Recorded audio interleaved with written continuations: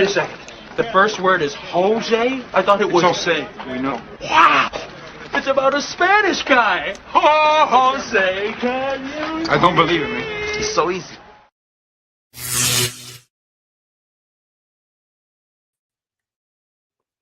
Welcome back, guys, for Capítulo 6 de Más o Menos, your new favorite Saturday morning show. Bienvenidos. Gracias for joining us today. We have an epic show for you guys, and I'm really, really excited about this panelist. I want to go ahead and bring them in already. Guys, I'm really, really excited. This is a long time coming. This guy was one of the first people that let me host his show, and I'm really excited to have him here. Darth Profi, Mario, el profesor. Mario, thank you so much for joining. I was a little concerned that you might be sleeping, but you were having breakfast. Thank you so much for joining me. How are you, man? I'm doing well, man. Thanks for having me. Gracias por venir, por tenerme, y estoy happy to be here. Emocionado. Estás bien emocionado. I can tell. Okay, no, I'm still trying to wake up, bro. You know, I haven't been sleeping well all week. You know what? Me too, man. I've been having really really hard time sleeping. Like sometimes I'm like up at 1 or 2 a.m. and it's just like, seriously, it's really, really tough. All those weeks. Yeah. And then next, this guy is probably the guy who's made the most appearances on this show.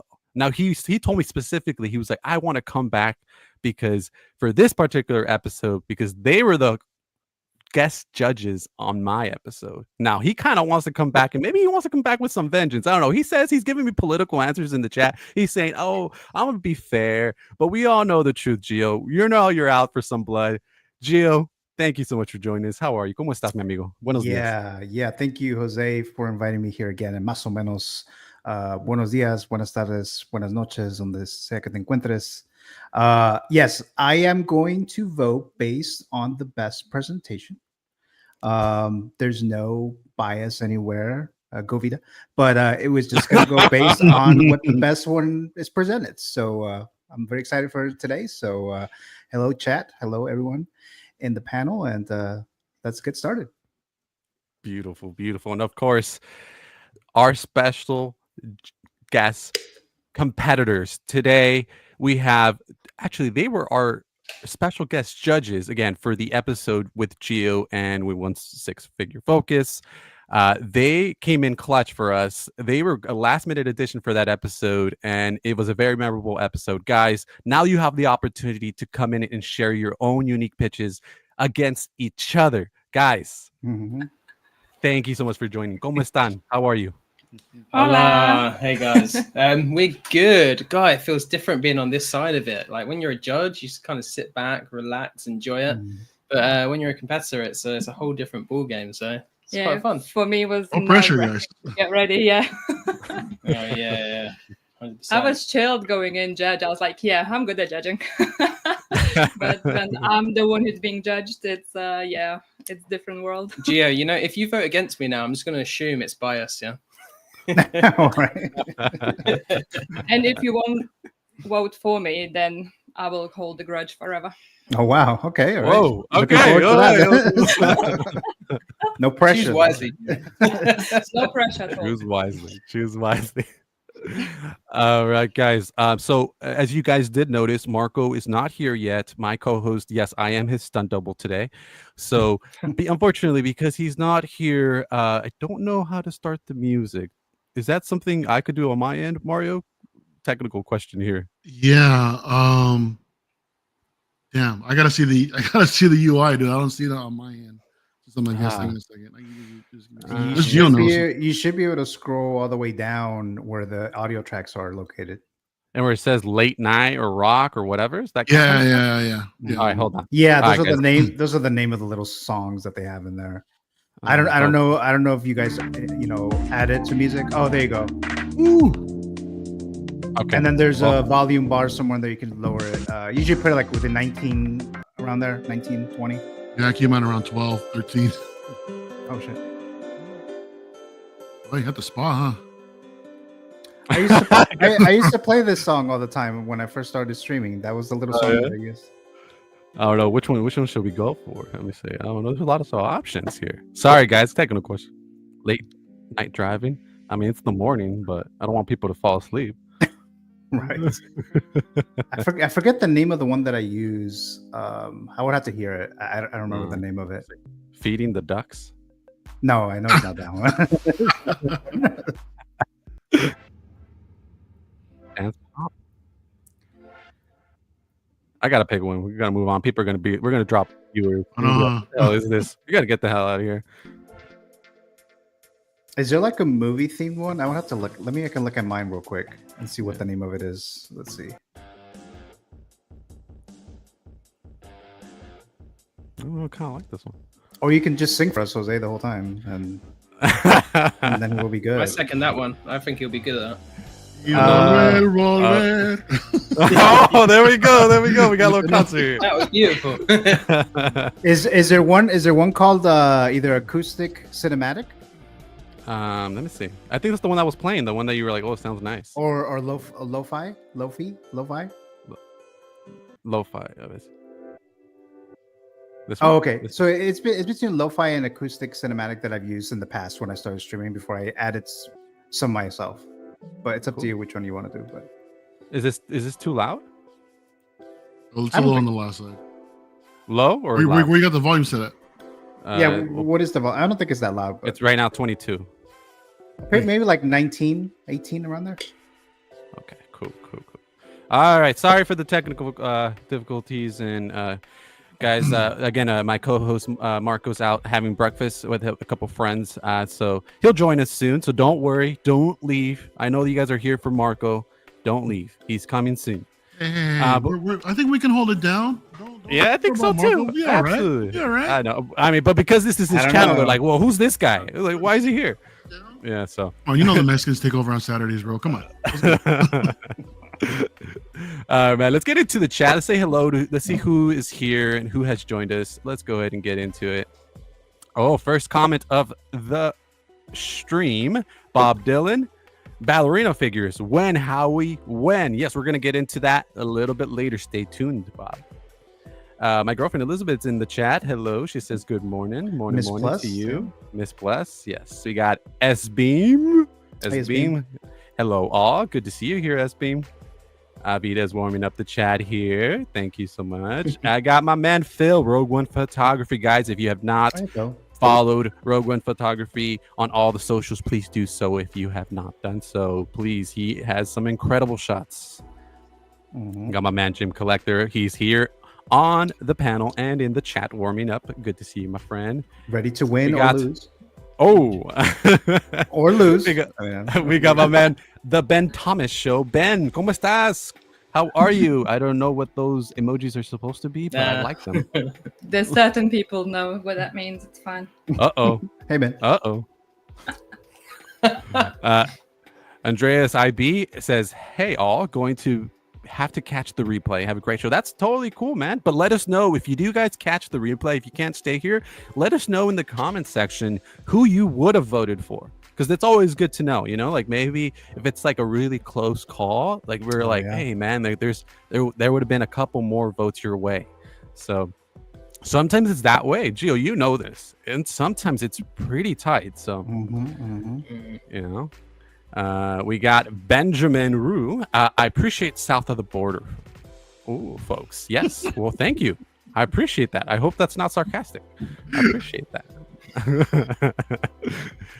One Adam 12 here, a former competitor from last episode. He had a wonderful pitch, guys. If you did not see it, he showed an exclusive prototype while he was pitching.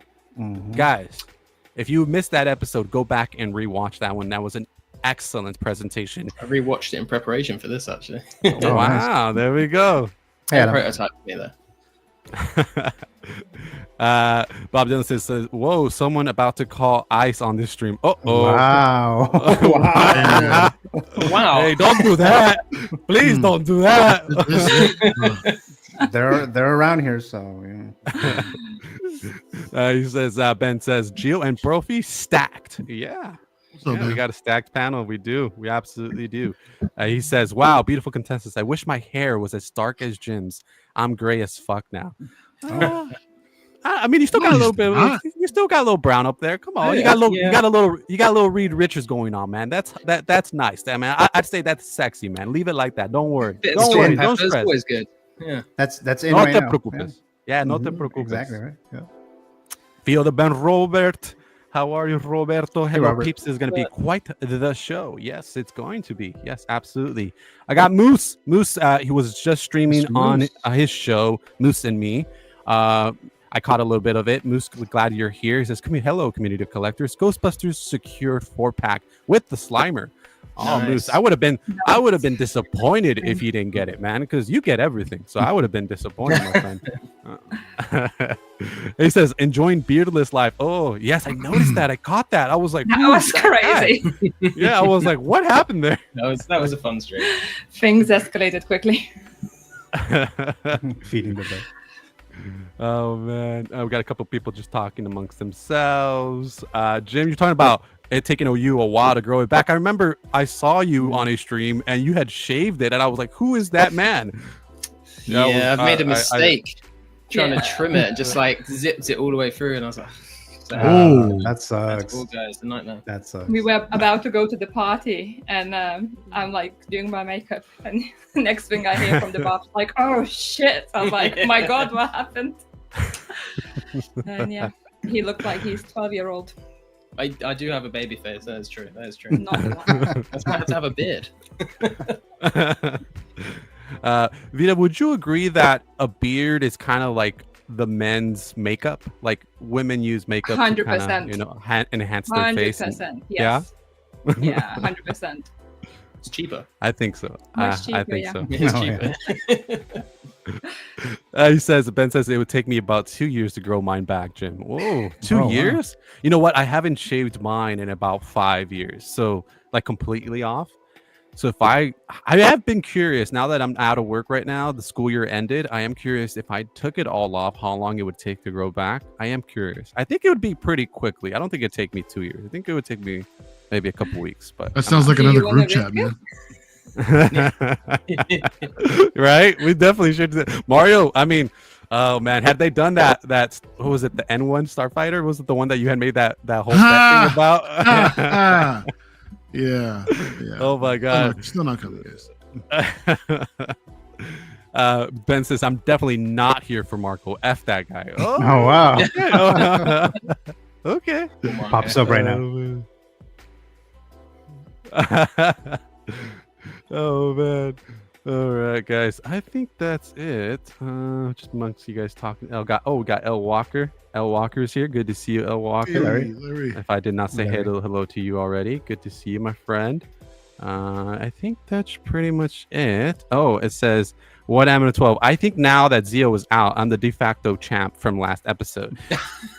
Oh, I mean, yeah, I mean, you know, there has been conversations about what would happen after a couple episodes. I have teased it in the past, Gio. You know about this, about doing a tournament style, bringing back guests to kind of compete against each other and crown an ultimate champion with the reward, giveaways.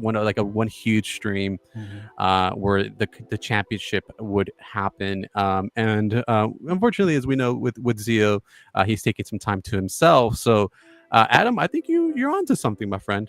I think you're on to something.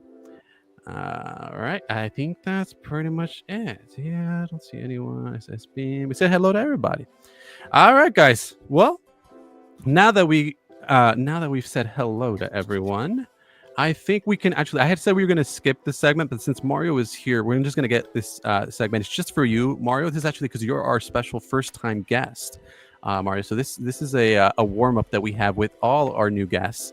And it's basically just about the Spanish language. Now, I've asked these guys this question before already, so you know, if you guys want to add to whatever, Mario, definitely go ahead and jump in. But Mario, the question is more for you. I want to talk about your relationship with the language. I know you speak it. Me and you talk all the time in Spanish, but was it something you learned growing up from your parents? Is it something you practice daily? Can you read and write? Tell us about your experience and how that's been for you, my friend. Yeah, man. Typical Chicano family out here, man. Parents don't teach us Spanish growing up. I mean, for us, it's more like they wanted to have their own conversations, so we never learned it. My siblings and I, they never taught us. So the only time we really heard Spanish directly to ourselves is when we got yelled at. You know what I mean? So I'm sure like many people out there can attest to the same thing. It honestly wasn't until high school till I just started taking Spanish as an elective, and I took it for a couple of years and learned it, you know. And then going back to the parents, going back, you know, to my tias and all that, you know, and I'm like, I know what you're saying now. You know what I mean? So wow. Oh, so that's really interesting. You actually, so you didn't necessarily learn it from your parents. You kind of picked it up later in life. Picked it up later in life. Hanging out with some friends, work in the workspace also, you know, worked with a lot of raza, you know, before. My Spanish isn't that great. Or at least I don't think so. These days, I really don't speak too much at all. When I switched jobs a couple of years ago, it went from a completely different environment. You know, so now it went from more Latino based to a lot of Asian culture now. You know, so that's, you know, my work environment. So I do teach the wife a little bit. She's over here on Duolingo. Duolingo, we're messing around with it. You know, okay. Por favor. You know, I'm trying to teach her that. You know, but it's really fun. It's really fun to do that. But yeah, man, it's my Spanish is más o menos. Más o menos. So, hey, there you go. Like that, huh? I did like that. And speaking of, I think we have my co-host. I think he's here. Marco, have you made it? Is that a figure or an actual picture? I can't even tell. It's his profile I think that's thing. the J&D figure. That's how he looks most of the time. Marco, you here? I'm vigilante. Maybe he's just backstage getting ready. No worries. We got a comment here. It says, we are here for the toys. Dark Negative, we will get into the toys. Don't worry. Pero if you've seen this show, si has visto este programa, you know what it's about. So we'll get into it. Don't worry. We will. And we have some interesting topics. It's been kind of slowly with hot toys and everything else. Yeah. So there's not lots of conversations about the toys, but we're going to still have some conversations about the toys. Don't worry. Stick around. You want to see the pitches. Don't worry. All right. Bob Dylan with the Spanish. Me gusta hot toys. Muy, muy bueno. And he says, vamos a la biblioteca. Really? Oh no, we said Marco 3 times and he appeared. Well, no, I mean he appeared, but he's not talking. So Fizzy's here. Hey, what's up, all? Looking forward to the presentation. Fizzy is also a former competitor. Fizzy had a wonderful presentation. If you have not seen it, I won't spoil what it was because I think it's worthy of watching, guys. Go back to his episode and check it out. He actually went up against Ben Thomas in an epic clash there. So guys, definitely go back and rewatch that episode if you did not already. Just alone for that specific segment, for those pitches, I think it's worthy of a rewatch, guys. All right, guys. I just see you guys talking there amongst yourselves. Marco says, no audio, sorry. Be home in 5. Okay. Then no worries. We'll get you out of here for a bit. He just wanted to listen in, I think. Anyways, Mario, I guess my follow-up to you is, in the foreseeable future, in terms of the language, is this something like if you were to have kids, you would want to like ensure that you pass on? Oh, absolutely. Of course. That's part of my culture. That's my heritage, bro. You know, so I'd be remiss not to. You know, I feel like, I think us as a Hispanic population, we should be passing down culture to our children, to the next generation, whether it be the language, traditions, everything, bro. So absolutely, yeah. Absolutely. All right, guys. Well, I think unless you guys have anything to add, Gio, I think you had kind of a similar experience to Mario. You know, so we briefly touched on it. So I can kind of see where like a lot of people kind of don't really get it from their parents. They kind of just learn it as they go. You know what I mean? Some people do, some people don't. So it's really, really interesting how that happens. But I think I think, like Wario, you hit it nail on the head right there, man. I think that it's our culture, right? So whether you learned it like we did, with our parents, or you learned it Mhm. on the go, I think it's something, it's un orgullo, to be able to be Yeah. bilingual, and so to be Yeah, able to with- speak another language. Well, with me, English is my second language. Mm-hmm. Although Spanish, I've been losing it though when it comes to the Spanish language. I haven't been practicing it as much, especially since I haven't been living with, at home with my parents for a long time. So I kind of start losing it. And you do lose it. Like if you don't practice it, you're gonna lose it. Like there's some words that is like some Spanish words that I used to know, and then I hear it again, and I was like, I used to know those words, type of thing. But I don't know. But I do need to practice a little bit more Spanish because I definitely don't want to lose it. You ever get like that, Jose? Do you ever get to the point where like you haven't spoken something in so long where you feel like you might forget something? Yeah, absolutely. I get this a lot when I'm talking to my cousins from Mexico. And I feel like my tongue starts getting twisted because I'm trying to speak in Spanish, but then I'm thinking in English, or vice versa, or I'm trying to say something, but I can't remember how it said it in Spanish. Yeah. And it gets like, it's like I'm like all weird, when I'm talking. It starts feeling like I'm like, Ándale, dime pocho, right? exactly. like your tongue starts getting stuck a different way because you're moving your mouth a different way, even though you don't think you are. You just translate it from the word that you know in English into Spanish, but it doesn't necessarily work for the context Not that you're always, using in the Spanish language. Yeah. So that's why you come off like you're an idiot type of thing. So it's like, at least for me, This anyways. happens for me too often. Just not with Spanish, but with Lithuanian and English. Right. Yeah. Well, thank God for relate AI, so man. hard. Vita, actually jumping on that, do you feel like now that you with Jim, I'm assuming you primarily speak in English, so do you feel like, oh man, I need to be speaking my own language more and more because I feel like I might lose it? Yeah, I actually sometimes worried because I would chat with my parents or with my friends and I would forget some Lithuanian words and I'm like, I don't know how this thing is called in Lithuanian, or like I completely forgot about it.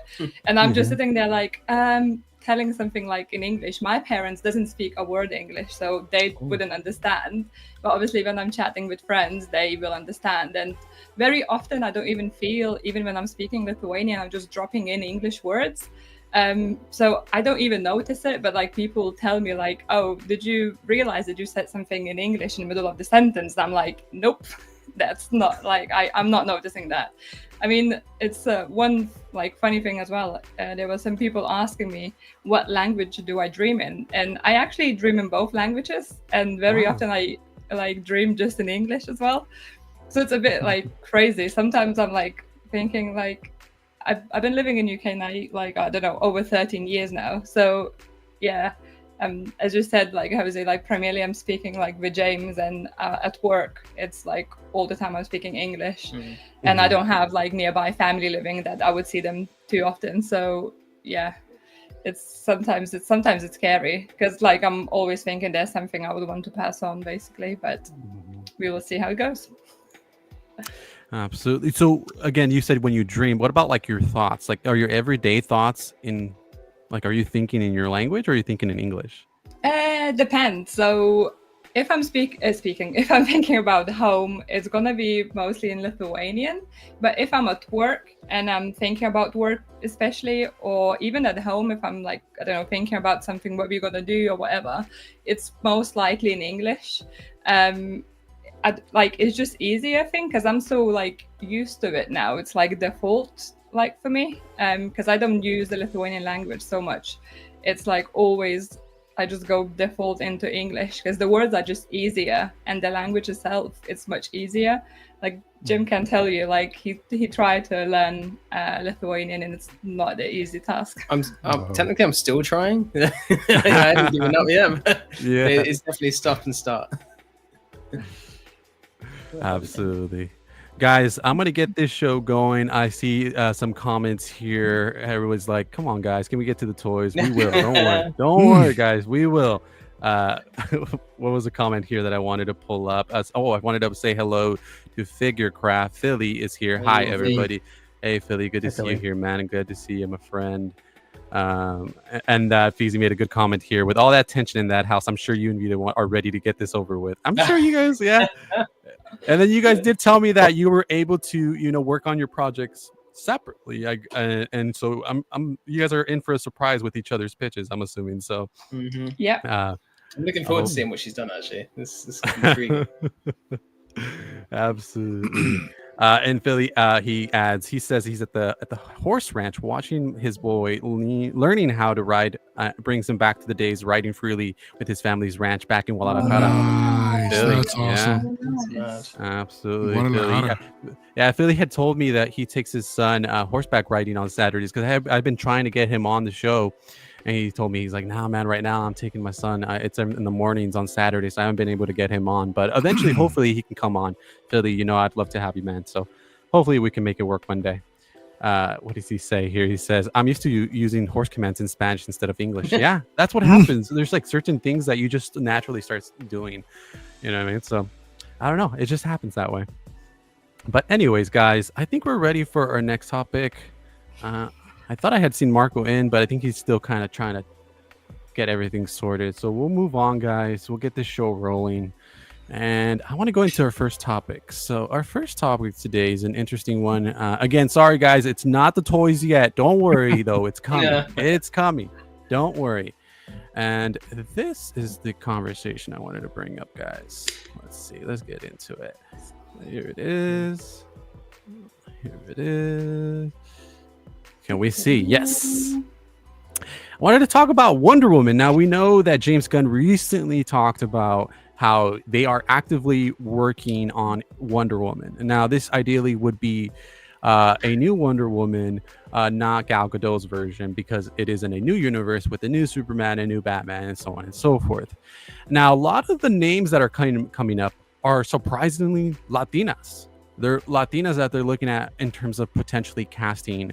Now, some of these are popular names that you've probably seen before. Kind of wanted to run down the potential fan cast. Again, I want to call it fan cast and not necessarily a rumor, even though some of these actresses are really usually rumored for big roles. So I kind of wanted to go over a couple of these with you guys. Why is Vita not on this slide? I mean, hey. Yeah. Aww. We appreciate that. Well, we're talking about Latinos right now, Ben. I mean, it's obviously open to anybody, but specifically for right now, for Latinas, these are 4 candidates. I mean, there's more. I think I've heard more, but there's obviously a bunch of different actresses in the mix. I'm assuming every actress in Hollywood is in the mix. But I wanted to primarily, because of the theme of this show, I wanted to get into the potential Latinas, right? And I wanted to go into these potential 4 candidates. And again, Adria Arjona is one of the big names. I think she's the one that's kind of gaining a lot of steam because of her performance in Andor. She was also in Blink Twice, the Zoe Kravitz film, and obviously also in Morbius. If you did not see that film, she's in it. And I kind of wanted to go over kind of like where they're from and their height and their age, and kind of you guys can tell me like what you guys think, and if there's one of these choices you guys would like. Or if there's someone else that you guys would prefer. But yeah, with Adria, she's 5'5" and she's 33. We got Ana de Armas, who is best known for Knives Out, No Time to Die, and Ballerina. But she got her Oscar nomination for Blonde, where she portrayed Marilyn Monroe. She's Cuban. She's 5'6" and she's 37. We have Eliza Gonzalez, which is best known for Baby Driver, Hobbs and Shaw, and recently the Fountain of Youth film. She's Mexican, so is Mexicana, and she's 5'8" and she's 35. And Monica Barbaro, and now Monica is especially best known for Top Gun Maverick, but also her Oscar-nominated performance in A Complete Unknown. She's 1/4 Mexican, so I believe she said one of her grandparents is Mexican. She was also Nicaraguan and German descent. Wow. She's 5'7", and she's 35 years old. So those are the 4 that I've brought here for you guys. Is there a particular name that stands out for you guys, or is there someone else that we didn't mention that you guys would prefer? I want to go first with Mario. What do you think, my friend? I think all of them looked apart. I think we've also learned from Hugh Jackman. I think height doesn't matter.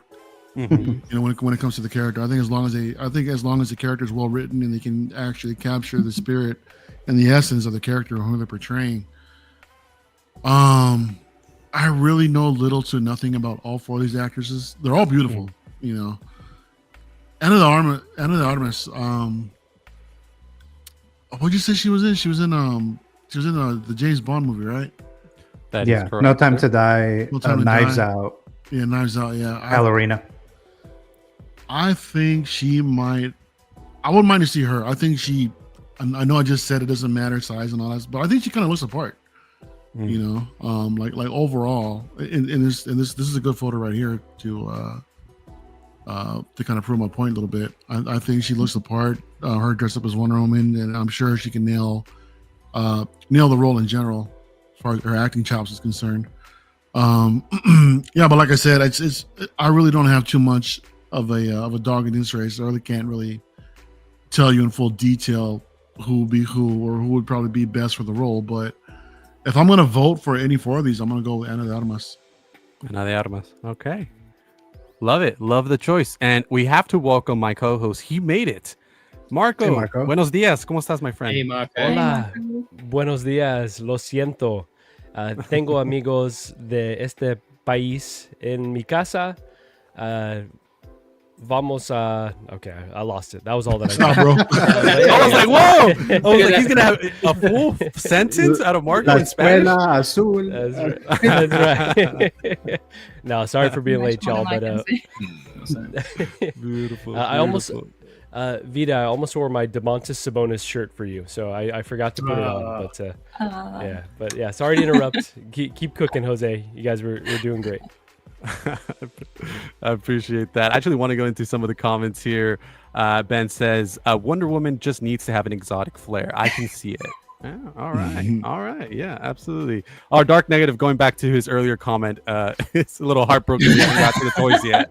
Dude, you got Don't four worry. Latinas in front of you, bro. You still want to talk about the toys? Come on, man. But Ben adds, I had such a big burrito last night. I'm confident I'm also now 1/4 Mexican. A big burrito, you say? Whoa.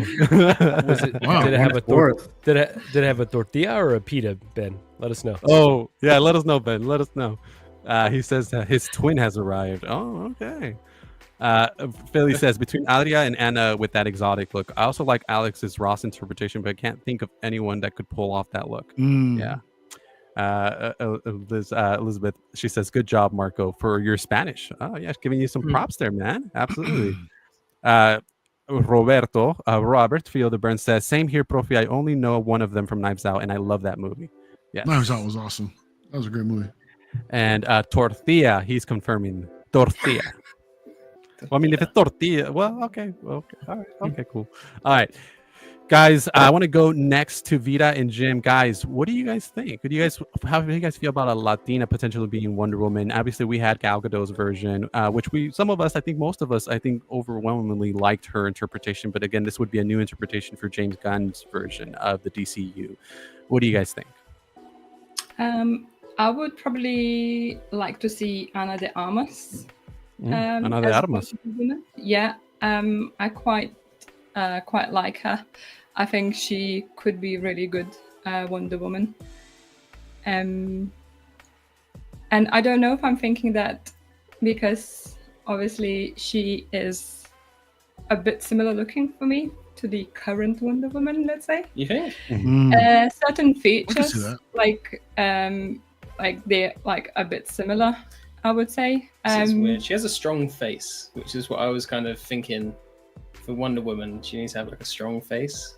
Does that make sense? And you Am- think she am I doesn't being have a weird? strong face? No, I think she does have a strong face. I was going to lean towards her as well. Yeah, I don't know. I don't know. I just like, once I saw all the pictures, for me, she was like the first obvious choice. I don't even have a strong argument why, but it's just, my preference leaning towards her. She's a bit older, so maybe she'll be able to kind of use her wisdom. I have no idea where I'm going with that. Wow. Go on then. How was she in Ballerina? Who's seen Ballerina? I have, Yeah, yes. I've seen that. Was she good in that? Because we haven't So- seen that. So I feel like she had a very it's very, I mean, you've seen John Wick, right? The John Wick, especially the later films like John Wick 4 and so on and so forth, it's like all action, right, and very little plot. Well, Ballerina's kind of like that. There's a little bit more plot because obviously it's kind of like an origin and you kind of learn a little bit more about her, so on and so forth. But I feel like she kind of played that like silent but says very little lines kind of role, you know what I mean? So there's not so much there to kind of be like, oh, she's like overly qualified. But she's done other things, obviously Knives Out and Blonde and other things where I feel like she's shown a little bit more than she did in Ballerina. I like Ballerina in terms of like the story and the action, but in terms of her acting, I don't think she full on like did anything exceptional there. It was more pew pew, you know what I mean? Pew pew. Fair enough. Yeah, I think she'd be a good choice. Or I can't remember her real name. Was it Adriana? You got it. Yeah. She, I mean, obviously, she's the one I recognize the most because obviously we've just gone through Andor, right? So, like acting wise, I think she could do it. Physicality wise, I'm not sure. Like just like basing it purely off like appearance, like she doesn't look as. But then I don't know. Yeah, maybe it's the face. She's got a thinner face, so like I don't know why I'm fixating on the face. I think like she looks too kind, if that makes sense. Yeah, like it's hard for me to see her like angry or like I don't know. It's hard to express myself, if I'm honest. Like I just see her as like as this like a cute, kind lady. And I don't see her much as like fighting. She's not that cute and kind in Andor. Well, I was going to say she went to everything she did is because of PTSD and depression. I suppose that's true. I suppose that's a fair point. And I think like she wouldn't choose like violence essentially. That's why I think it's hard for me to. But she's playing a role, so. Well, yeah, exactly. That's for me. It's like because I'm basing it on what I just seen her, and it's like for me, it's hard to dissociate people. She's also, I know technically height doesn't matter, and I was actually thinking about that as well, especially with like movie trickery. They can make anyone look any height, but she is the shortest one. She's taller than us, so I don't know what he's complaining about. It's 5'5". It's the same. I'm 5'3" or 5'4". So. No, you're not 5'3". Yes, I am. He's always thinks he's taller than me. Yeah, always. I want to give a shout here to the chat. This one's for you, Marco. He says, it's Zach says, Ana de Armas is so hot. Marco is a dingus. He's a dingus. I misunderstood what I said, but you know what? We won't relitigate that one. And Ben adds to it. He says, if you say she's a bit ugly, we aren't friends anymore. Whoa. And I want to give a shout out to one of my good friends in the community, Brick Artemis, one of the first competitors of this show. Brick Artemis. Hey, hola, Roberto. ¿Cómo estás? Buenos días, my friend. He told me he was watching, I think he said that he was watching one of his kids in Little League or something like that. So glad you could stop by, man. I really appreciate you. Marco, since we're on the topic of these potential choices here, again, these are kind of fan casting. I don't want to say that they're rumored, but I mean, these are names that are being brought up a lot when it comes to Wonder Woman. And again, I did see the pattern here. We got to see patterns, especially, you know, when we see things being repeated over and over again. That's how we can predict things, right? So what do you think about these choices? Or is there someone else that comes to mind? I would say any four of these choices would be perfect, honestly. I think any four of them could crush it. I'm not as like protective with Wonder Woman, I think, as a lot of people are. Like people have like a very definitive view of what they think Wonder Woman should be. I think Wonder Woman could be like, honestly, anybody, any body type, any, you know, ethnicity. So I'm not as like fixated on my idea of Wonder Woman. That being said, you know, these top two, Isaac Gonzalez and Bix from Andor, there you go. So, like, incredibly looking, like, just stunning, beautiful ladies. Also really strong actresses as well. Like, I've seen them both play, like, strong characters and really act, like, their acting's top-notch. So, I would go with either one of them because I wouldn't mind seeing them for, you know, a decade plus playing this role. And I think that they could pull it off from, you know, a strength perspective and from an acting perspective. So yeah, I think either one of those is my choice. I will say, like, they both look very similar to me. I get they've got a lot of differences, but yeah, just like incredibly gorgeous women, and yeah, I'm gonna give the nod to both of them. Awesome. Yeah, I agree. I think either one would be exceptional. Eliza, we spoke about this. She was actually runner up to Zoe Kravitz's Catwoman. So had Zoe Kravitz maybe passed on the role or decided not to do it, she was reading lines of the Robert Pattinson. So she almost got cast. She's talked about it in various interviews. So she was almost would've killed Catwoman. that. So we almost had a Latina Catwoman, a Mexican, because is Mexicana. So And that was Gonzalez that with the close. Z too is just oof. Mhm. She did Oh it yeah. right. Ben wants to add his choice. He says, I love Anna, but I think she's a tad too recognizable to mainstream audience. Yeah, I think Adria would be my pick. Yeah. Okay. All right. And I think we just need Gio. Gio, what do you think about this, man? I mean, these are good. Like, if they were to cast any of these ladies as Wonder Woman, I think I'd be okay with it. But I think the one that just marks or hits all the boxes is Ana de Armas. Okay. I think she does have obviously the physicality, being able to do action sequences. We've seen her in No Time to Die, obviously in Ballerina. So she's able to do that aspect when it comes to Wonder Woman. The acting chops, like you mentioned, Jose, about Ballerina, yeah, she didn't have much to work with when it comes to her acting range because it's really like a nonstop action movie, basically. But she's been able to show that range mainly in Blonde. If you haven't seen that movie where she plays Marilyn Monroe, she looks and sounds and just moves completely like a completely different person. That's a wild movie, bro. And That's a crazy film. it is. Oh, it yeah. definitely is. It got a NC-17 rating, just so you guys know. But Yeah. so I mean, the acting is there, the physicality is there. Ben did mention something about being too recognizable to mainstream. I would argue against that. I think it would help even more so to cast her as Wonder Woman. I know they cast Chris Evans as Captain America, and he was already kind of well known, and he already played another superhero character in what's the guy's name? Johnny Storm. So I think that won't be an issue. I think if I were like an executive casting the next Wonder Woman, and these are the 4 choices, I'm gonna pick Ana de Armas for all those things that I said. The recognizable. She was in Blade Runner 2049 as well, which she was great in. Acting chops, all of that stuff. So I kind of want her now to be Wonder Woman. Like, I want her to be the character now. The thing that I'm not sure about, because Ballerina came out a couple weeks ago, it opened okay, so I'm not sure if they have plans for her to be Ballerina in other movies. So I don't know if maybe that'll prevent them from casting her, because she may has an obligation to do Ballerina in other movies in the future, and that's why she won't be able to do Wonder Woman.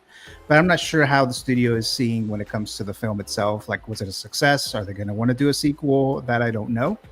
That would be the only thing that will probably hold them off from casting Ana de Armas. At least that's what I think. But that's who I would pick. I would definitely pick her. The other girls, like you mentioned, Jose, great. Girls from the girl from Andor. These aren't girls, man. These are women. The Aza, right? Aza Gonzalez. She's in Baby Driver, right? Was she in Baby Driver? Yeah. Okay. Correct. Yeah. So her and then of course the girl from Top Gun Maverick, Monica Barbaro. She was great in that. And then obviously in Complete Unknown got an Oscar nomination. So I mean, I'll be good. I'll be good if they cast any of them. But if I had to choose between those 4, I would choose Ana de Armas. Ana de Armas. Okay. Beautiful. Thanks, guys. I really appreciate you guys participating in that. I mean, either one I think would be fantastic choices. I think, Marco, you laid it out perfectly. I mean, I think we'd be happy with either one of these choices. We wake up tomorrow and they announce one of these young, well, I don't want to say young, but these women, right, in this role. So I'd be happy with either choices. I'm actually surprised though that you guys went for Ana de Armas. I mean, I shouldn't be, but I am a little bit. I thought maybe the other choices might be a little bit stronger, but I think that kind of overwhelmingly most of the panel went with Ana de Armas. I think my pick would be Adria Arjona personally. only because she's not as, again, I kind of agree with Ben a little bit in terms of the mainstream. Like, I feel like most of us know who Ana de Armas is. And Adri, I think that would make her like to the next level in terms of her popularity. Because, you know, people that watched Andor will know her, but other than Andor, I don't think that more other people have seen her other films. I mean, obviously they did not watch Morbius, so you know, nobody watched Morbius. So I watched there's it very much. Yeah. I feel like I didn't really know who Ana de Armas was actually until the buzz for her being Wonder Woman. Like it's like weirdly that you say that. So I've seen the film she's in, but I haven't really like clocked on her as much, I suppose. But that's a wild thing. Until there was a lot more buzz about her being Wonder Woman, I started to pay attention. I was like, oh, I've seen her in this and that, and then it kind of clocked. So I don't know how strong, like worldwide, maybe she is, or is it just me?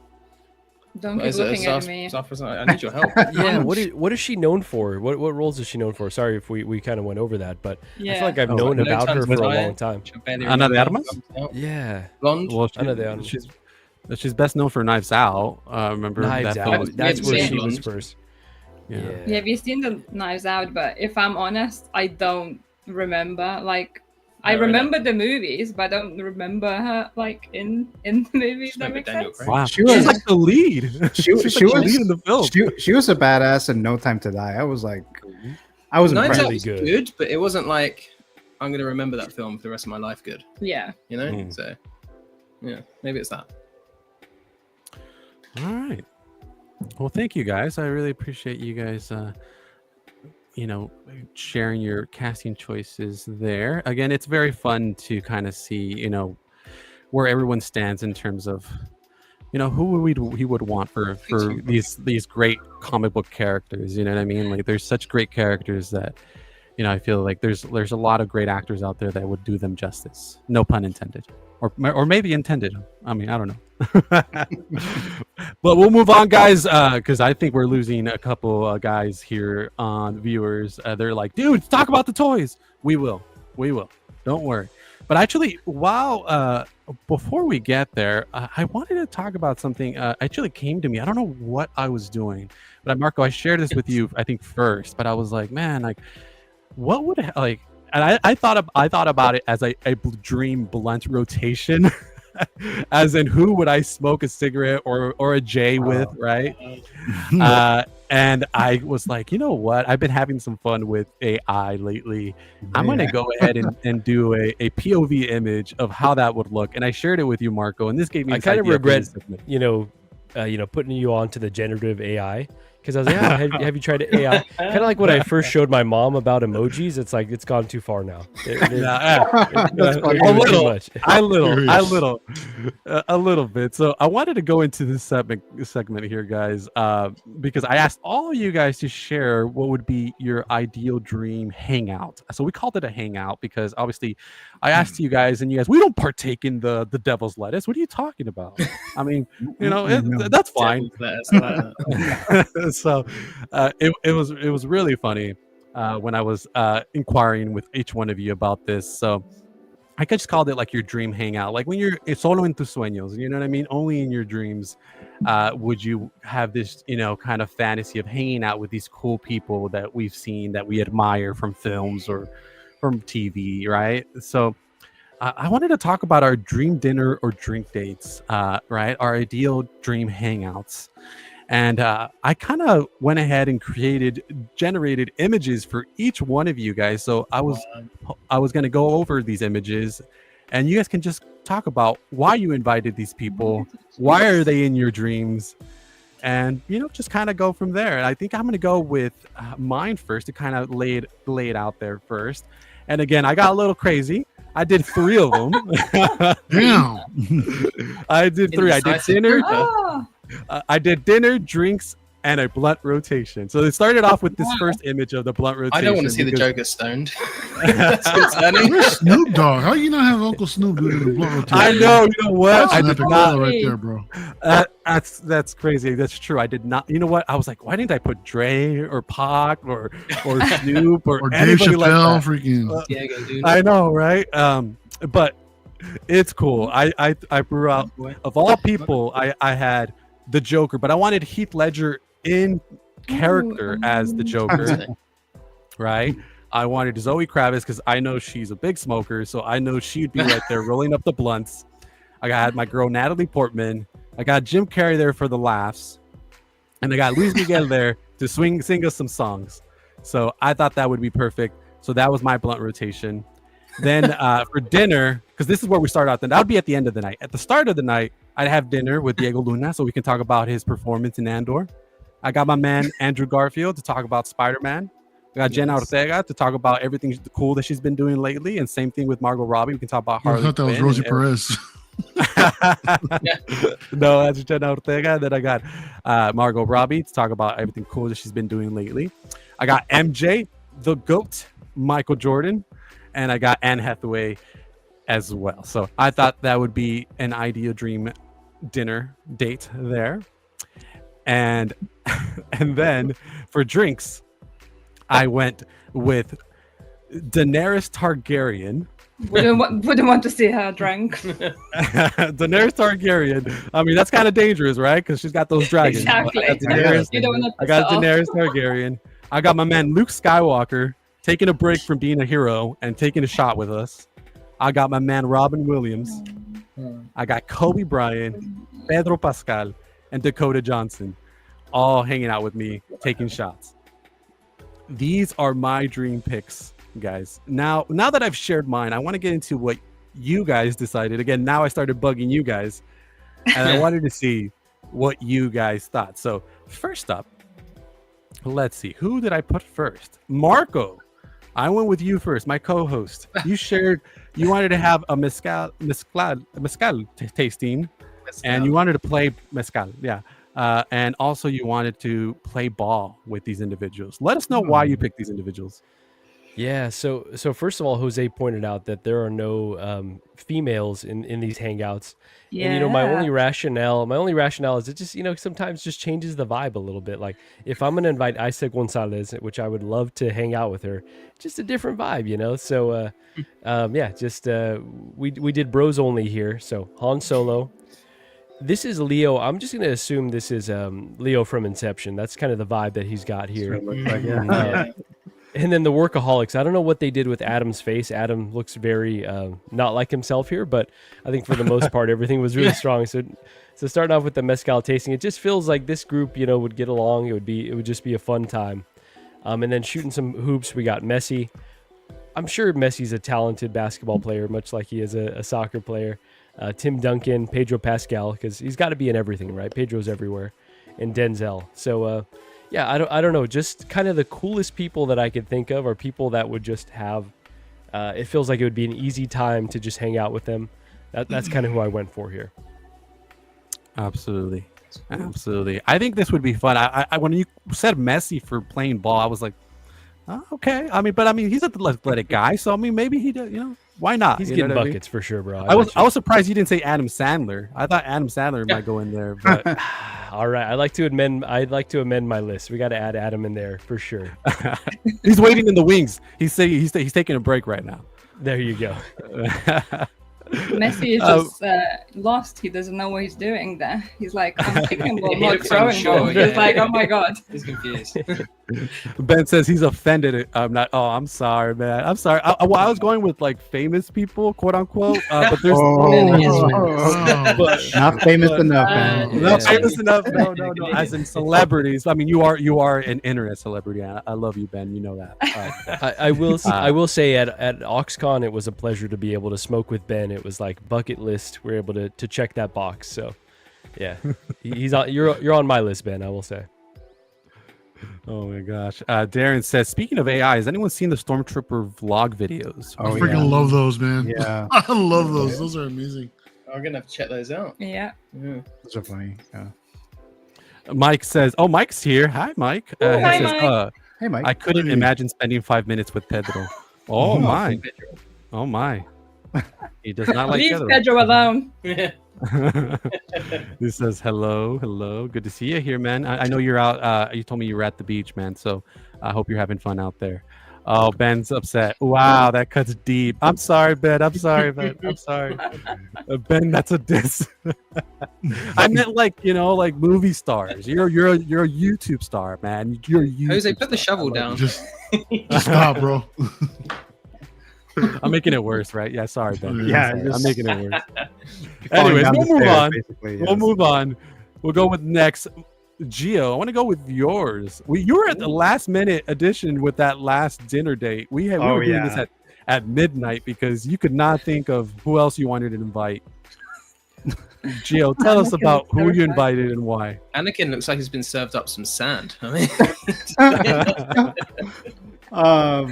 Yeah, the dinner one was kind of last minute. There was like 3 for sure I was gonna add in there. Christopher Nolan, Martin Scorsese, of course, great filmmakers. Just get some ideas from them, or just talked about their process and things like that. There's a lot of filmmakers on my list here. If you guys have you you'd have noticed?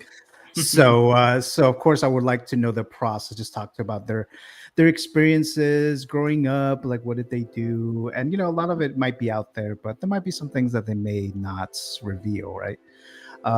Maybe take some ideas, or or be inspired by them. Meryl Streep, I added her in there because I think she's, if not the greatest film actress alive right now. Yes, Gio. So I mean, I would that's why I added her there. It was like, I think she should be in there. Morpheus, of course, Lawrence Fishburne, specifically Morpheus. I would just like to talk to him about anything. He offers me a pill or two, red or blue, we'll see. So that's why I added him in there. So you'll take pills, but you won't smoke a blunt? What are we talking about? Oh, here, wait, man? hold on. Morpheus's pills have some kind of actual, they're actually meant for something, right? So That was weed. So that's different. So I either remain plugged in or not. So different situation with those kind of pills there. Then of course Anakin Skywalker, Hayden Christensen, of course, I would want to talk to the man who becomes Darth Vader. Maybe I can try to maybe talk to him, what, maybe you should probably not go this route, because maybe something will happen later on. Maybe you should think about certain things, you become a cool ass character or person later on, as far as when it's come to pop culture, but not if you were in real life. But so Anakin Skywalker, Darth Vader, one of my favorite characters of all time. And then we get to the drinks, of course, George Lucas, Star Wars, absolutely. Steven Spielberg is in there. He's my favorite filmmaker of all time. So of course I would love to talk to him. And then we have Guillermo del Toro. Guillermo del Toro is in there. Mexican filmmaker, Hispanic. He's very, very successful. Multiple Oscar wins. Just a great filmmaker overall. I like his. Whenever there's a film related to some kind of creature and he's directing it, that's gonna come off. Yeah, Frankenstein looks good. Yeah, that's gonna come off great. One of my favorite films of his is Pan's Labyrinth, and that's an amazing that's fantastic. movie. Yeah.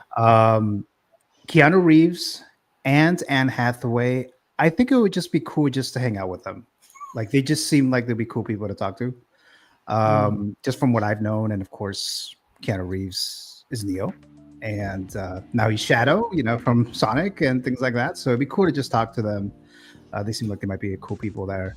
Yoda, so I can learn how to speak it backwards and maybe get some wisdom from him, right? And finally ask him, what species are you from? Finally, where were you from? Yeah. I think after a few drinks that Yoda starts speaking straight. That's what I wanted to say. He probably starts choking me out after a few drinks. Actually, I mean, he looks like he's using the Force to get that shot. Like he's taking it away from you. He's taking it away from me. There you go. Incredible. Mine. So yeah, so when Jose said celebrities and then he added fictional characters, so I was like, okay, I'll add a couple fictional characters in there. So that's why I picked all these people here. We'll totally have drinks or have dinner with all these people here. What kind of Ben says, what kind of shit would Yoda prove if he could levitate while half in the bag? Well, I mean, I don't know. And I feel burn with the great comment here. Gio wants to feel his Alice in Wonderland fantasy taking pills. Oh gosh, this is Brick says Yoda would be an old perv drunk. Adam sharing who he would go ahead and hang out with. He says Palpatine. Palpatine? Wow, Palpatine. Thanos. Ledger Joker, Thanos, De Niro's Al Capone from Untouchables, and Pee Wee Herman.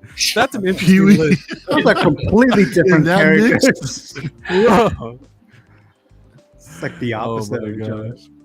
Oh my goodness. All right, guys, we'll move on just for the sake of time. And we have Mario. Mario, you were I think you liked my choice. I had to redo a couple of them because we wanted to make sure they looked better. But share with us who we invited. We wanted to show here. Dude, first of all, you told me 5, motherfucker. I see you with 6 people in your picks. Dude, you got 3 Right. Like, come on, Different man. rules for him. I said 5 or 6. Didn't I tell everybody You 5? told me 5, dude. No, You told me no. five. You said 5, Jose. 5.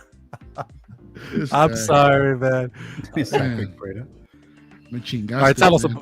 I'm sorry, man. I'm sorry. You could tell us who you would have added. Go ahead. No, it's all good. It's all good. I was just fucking with you. So for dinner, I mean, I kind of wanted to keep it like inspirational in different aspects. First of all, Fernando Valenzuela, not Eric Estrada. I'm looking over there. I was about to say. I know, right? So, just for what he did with the culture and the organization, man, just putting the Dodgers on the map in a sense, and I mean, as far as with the Latino culture, getting behind the organization. The Dodgers are very beloved here in LA, very beloved amongst the Latino culture. But lately, things have been kind of messed up. But anyway, I would love to. I love to hear stories from everyone. Especially for dinner. So Fernando, I would just love to hear his backgrounds, his come ups, and all the shit that went down while he was in the league and everything, and then after retirement, just as a Latino man, just coming up, within that environment, kind of reminds me. I mean, I don't think it was as significant as Jackie Robinson per se, but I do kind of put it in a similar category, So, Magic Johnson, man, what can I say? It was freaking magic. Again, from Showtime Lakers dude to partial Dodgers owner. I mean, this dude went through a lot and done it all, seen it all, and then to go on in business, just being successful and donating to different charities and stuff like that, and also the whole HIV thing and pretty much overcoming it, in a sense. The dude's still alive. He was diagnosed back in 1991, and he's still kicking, with HIV, and he's still here, man. So yeah, it's amazing what money will do for you, keep you alive that long. But yeah, Steve Jobs, I mean, the creator of that, I mean, he was like one of the biggest assholes that was out there, dude. But I mean, his creative genius, man, was just it left a lasting impression, I think, on a lot of us here. I'm using Apple products. I'm using the Mac right now. I've got my iPhone. I think a lot of us here use iPhones probably, and not just that, but just what he's done, for the industry, for the tech industry in general.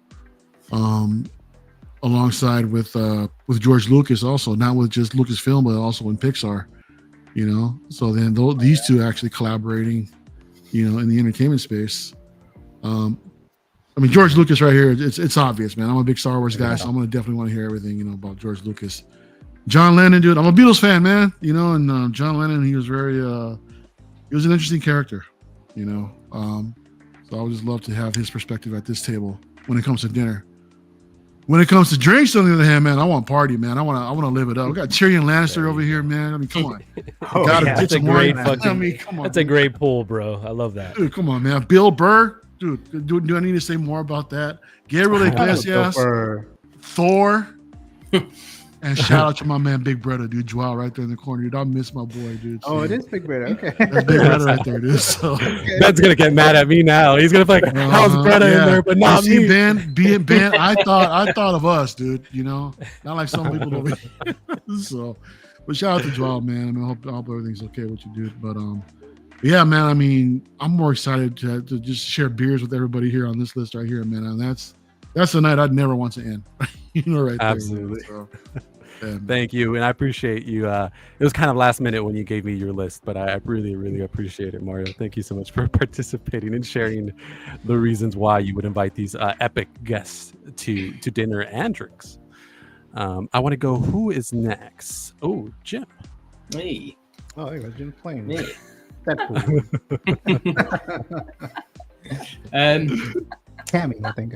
All right. So yeah. So obviously, I was like, do I start now?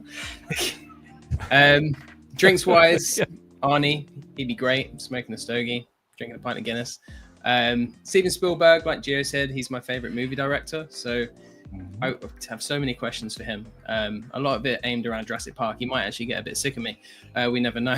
Obi-Wan Kenobi, I think, will be just great to talk. After a few beers, when you're a bit in and you're kind of deep in the wisdom and you want to have like a deep chat with someone, I reckon he'd be quite good. I put Batman in this, and I've kind of thought about this since. I don't think he'll be the best conversationalist. That's why I didn't add him. That's why I didn't add him myself. I thought about Batman. I was like, he's not gonna say shit. He's the fun But this police, was back man. when Jose gave me one option. He was like, "Oh, you've only got one. Like, you know, this is your only pick." And I was like, "Oh, okay." Don't And then later don't on, he smoke any weed expanded. around him. He'll beat the shit out of you and send you to prison for life. You guys. Yeah, he's our bodyguard actually, because I'm with some famous people. And then obviously Christopher Lee, just because he's had an insane life, like insane. He was in the RAF in World War II. He's related to Ian Fleming. He's sort of last ever public execution in France, which probably isn't something you want to see, but he saw it. He's just done so many things. He has a heavy metal band, had a heavy metal band. He'd just be a really interesting one to just like chat with about his life in general. I reckon he'd be great. And obviously he was Count Dooku in Star Wars, among so many other things in horror. He's just fantastic. And then for my other one, I obviously went with couch co-op gaming, which is something that I remember fondly from my childhood. And we've been doing quite a bit of that as well. We've been playing Overcooked recently. I'm not sure if I'd recommend doing that with your partner. It's quite interesting. Obviously, we've got Robin Williams. Absolutely love that guy. He'd just be so fun just to play some video games with. He liked video games himself. He was a big Zelda fan. And he'd just be hilarious. Then we've got Deadpool as well. He'd be fun to shoot the shit with. I reckon he'd be quite humorous. Samuel Jackson as well. He'd be really fun to chat to. Apparently, he likes gaming as well. I made sure that each of these people would enjoy games. Just otherwise, they'd be sitting there moody. Henry Cavill as well. He's a bit of a nerd, and he seems quite easy to chat to. I reckon he'd be quite fun to hang out with. And then the last person people probably won't recognize. She's Jill Valentine from Resident Evil, which is my favorite video game series. Oh. 2 reasons I chose her. I thought I might as well have a video game character in that one. And also, and Marco, you kind of talked about this earlier. I was like, there's a lot of dudes in this. Maybe I should widen them up a bit. So I was like, oh, I'll put a fictional woman in there. So there we go. So yeah, I like that. I thought it was Candy from Street Fighter. I see you all the time. Oh, did you? Yeah. I thought it was Selena Gomez, honestly. She was in a Capcom X Street Fighter 1. Selena Gomez. No. How did you generate Jim? So he went onto your Instagram and he stole a picture of me, and that's how he did that. Exactly. I was like, what? Well, I did one and I said, put me at playing video games, blah, blah, blah. And then it put somebody, I showed this to Jim, and it was like a random person. Yeah, it was. It made me Asian. So, so I was like, oh, yeah, so I changed it. And I'm like, this is me. And then I put a picture of Jim, and then it made that. It's pretty good. That's pretty the tattoo as well. This is mad. It's like almost spot on for the outside of my tattoo. Wow. Yeah, that's awesome. brilliant. Good That's when I details, was like, when I saw, I was like, whoa, this is like some creepy business. That's supposed to be Henry Cavill, though, behind you. Yeah, behind yeah. your right I mean, shoulder. yeah. Okay. Yeah.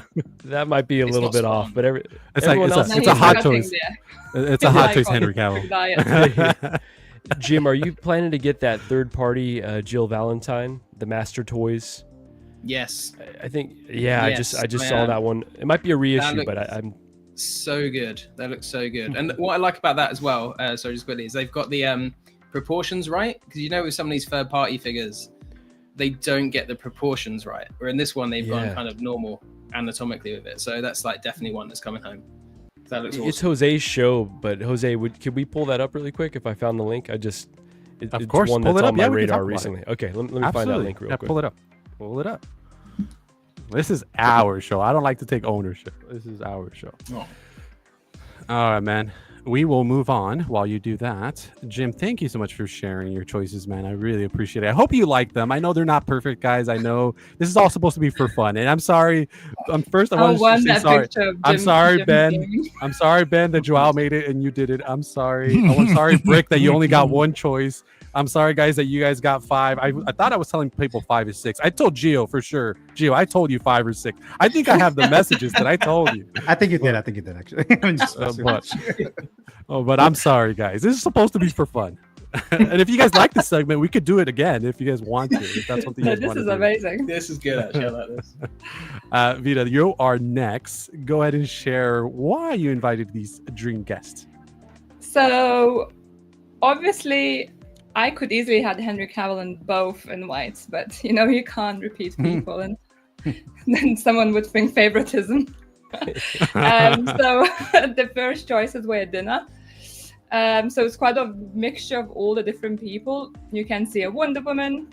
I think she would just be amazing to chat with because she's just so old and lived through so much. Yeah. And I love history, so I would love to ask her so many questions, especially about like World War I and II. It's just I like history basically, so I would just have loads of questions about that. Then next to her we have David Attenborough. Great choice. He is like a national British treasure. He's a national treasure, 100%. He's nearly 100 years old as well, I think. Wow. And, His brother was in Jurassic Park as well. well, he knows more facts than I do, but I just think he's an amazing person. And again, I love the work he does. I just want to chat with him about all his early days when he traveled and he saw all these animals and all the different areas of the world. And I don't know, I love it. I even now watch his shows basically, when he's narrating it. It's just it's something comforting for me.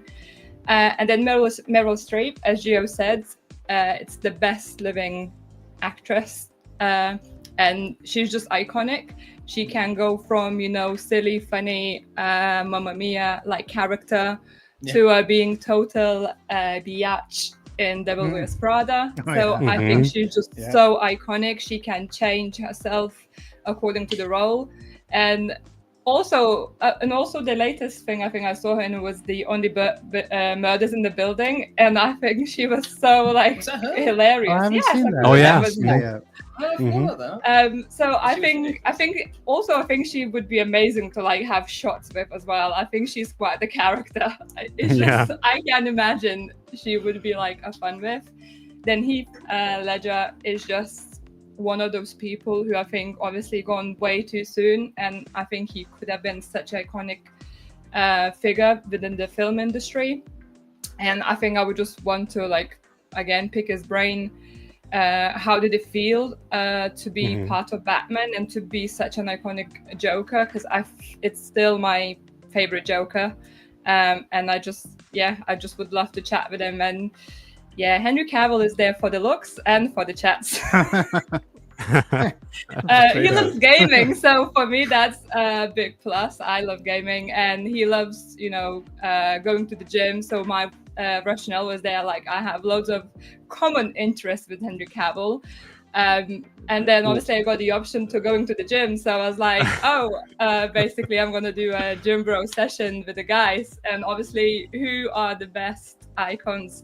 Obviously it's Arnie, Sylvester, and then I love Tom Holland. I think he's just so down to earth, and all his interviews are so funny when he slips some things he shouldn't be saying. Spoilers, And Tom Hardy. It's not the best representation of Tom Hardy in this version, but damn it, Jose.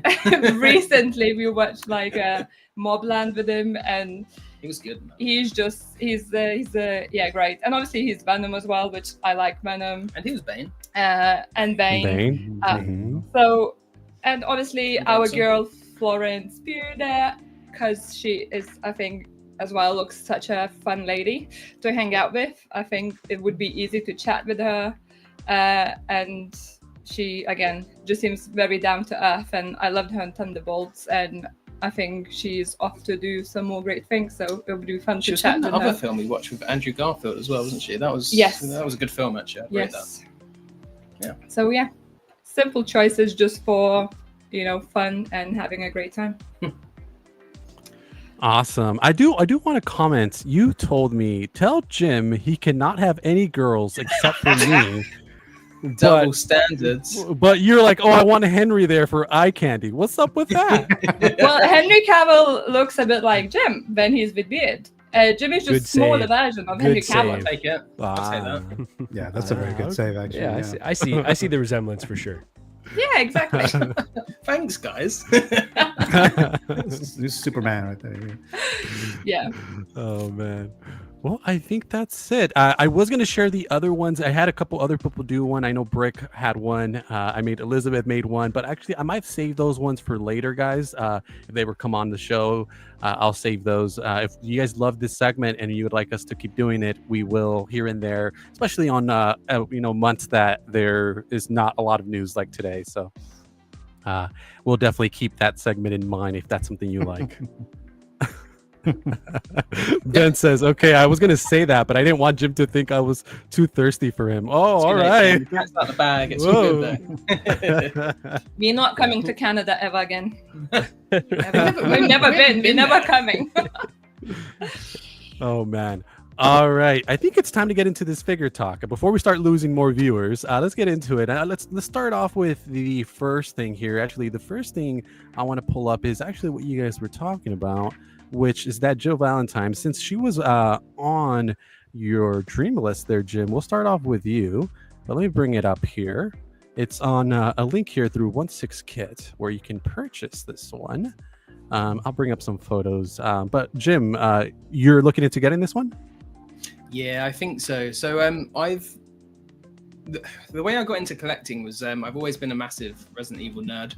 So I had quite a large Resident Evil collection, collected all the games, a lot of the action figures, and things like that. Eventually, obviously, things escalated and I got into 1/6 scale collecting. And the Resident Evil offering in this area is woeful, especially legitimate. Hot Toys did do some way back when, and they're a bit dated now. They don't look fantastic.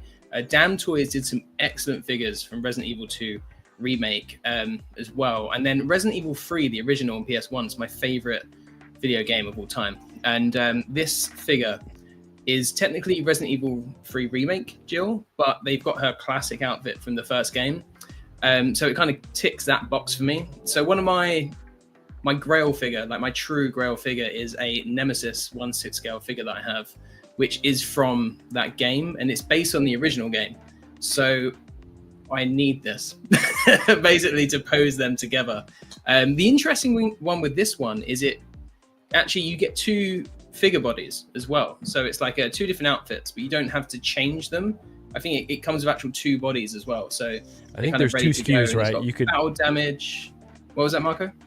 I think there's two SKUs where you could either just get the one body and swap them out, or get the two bodies.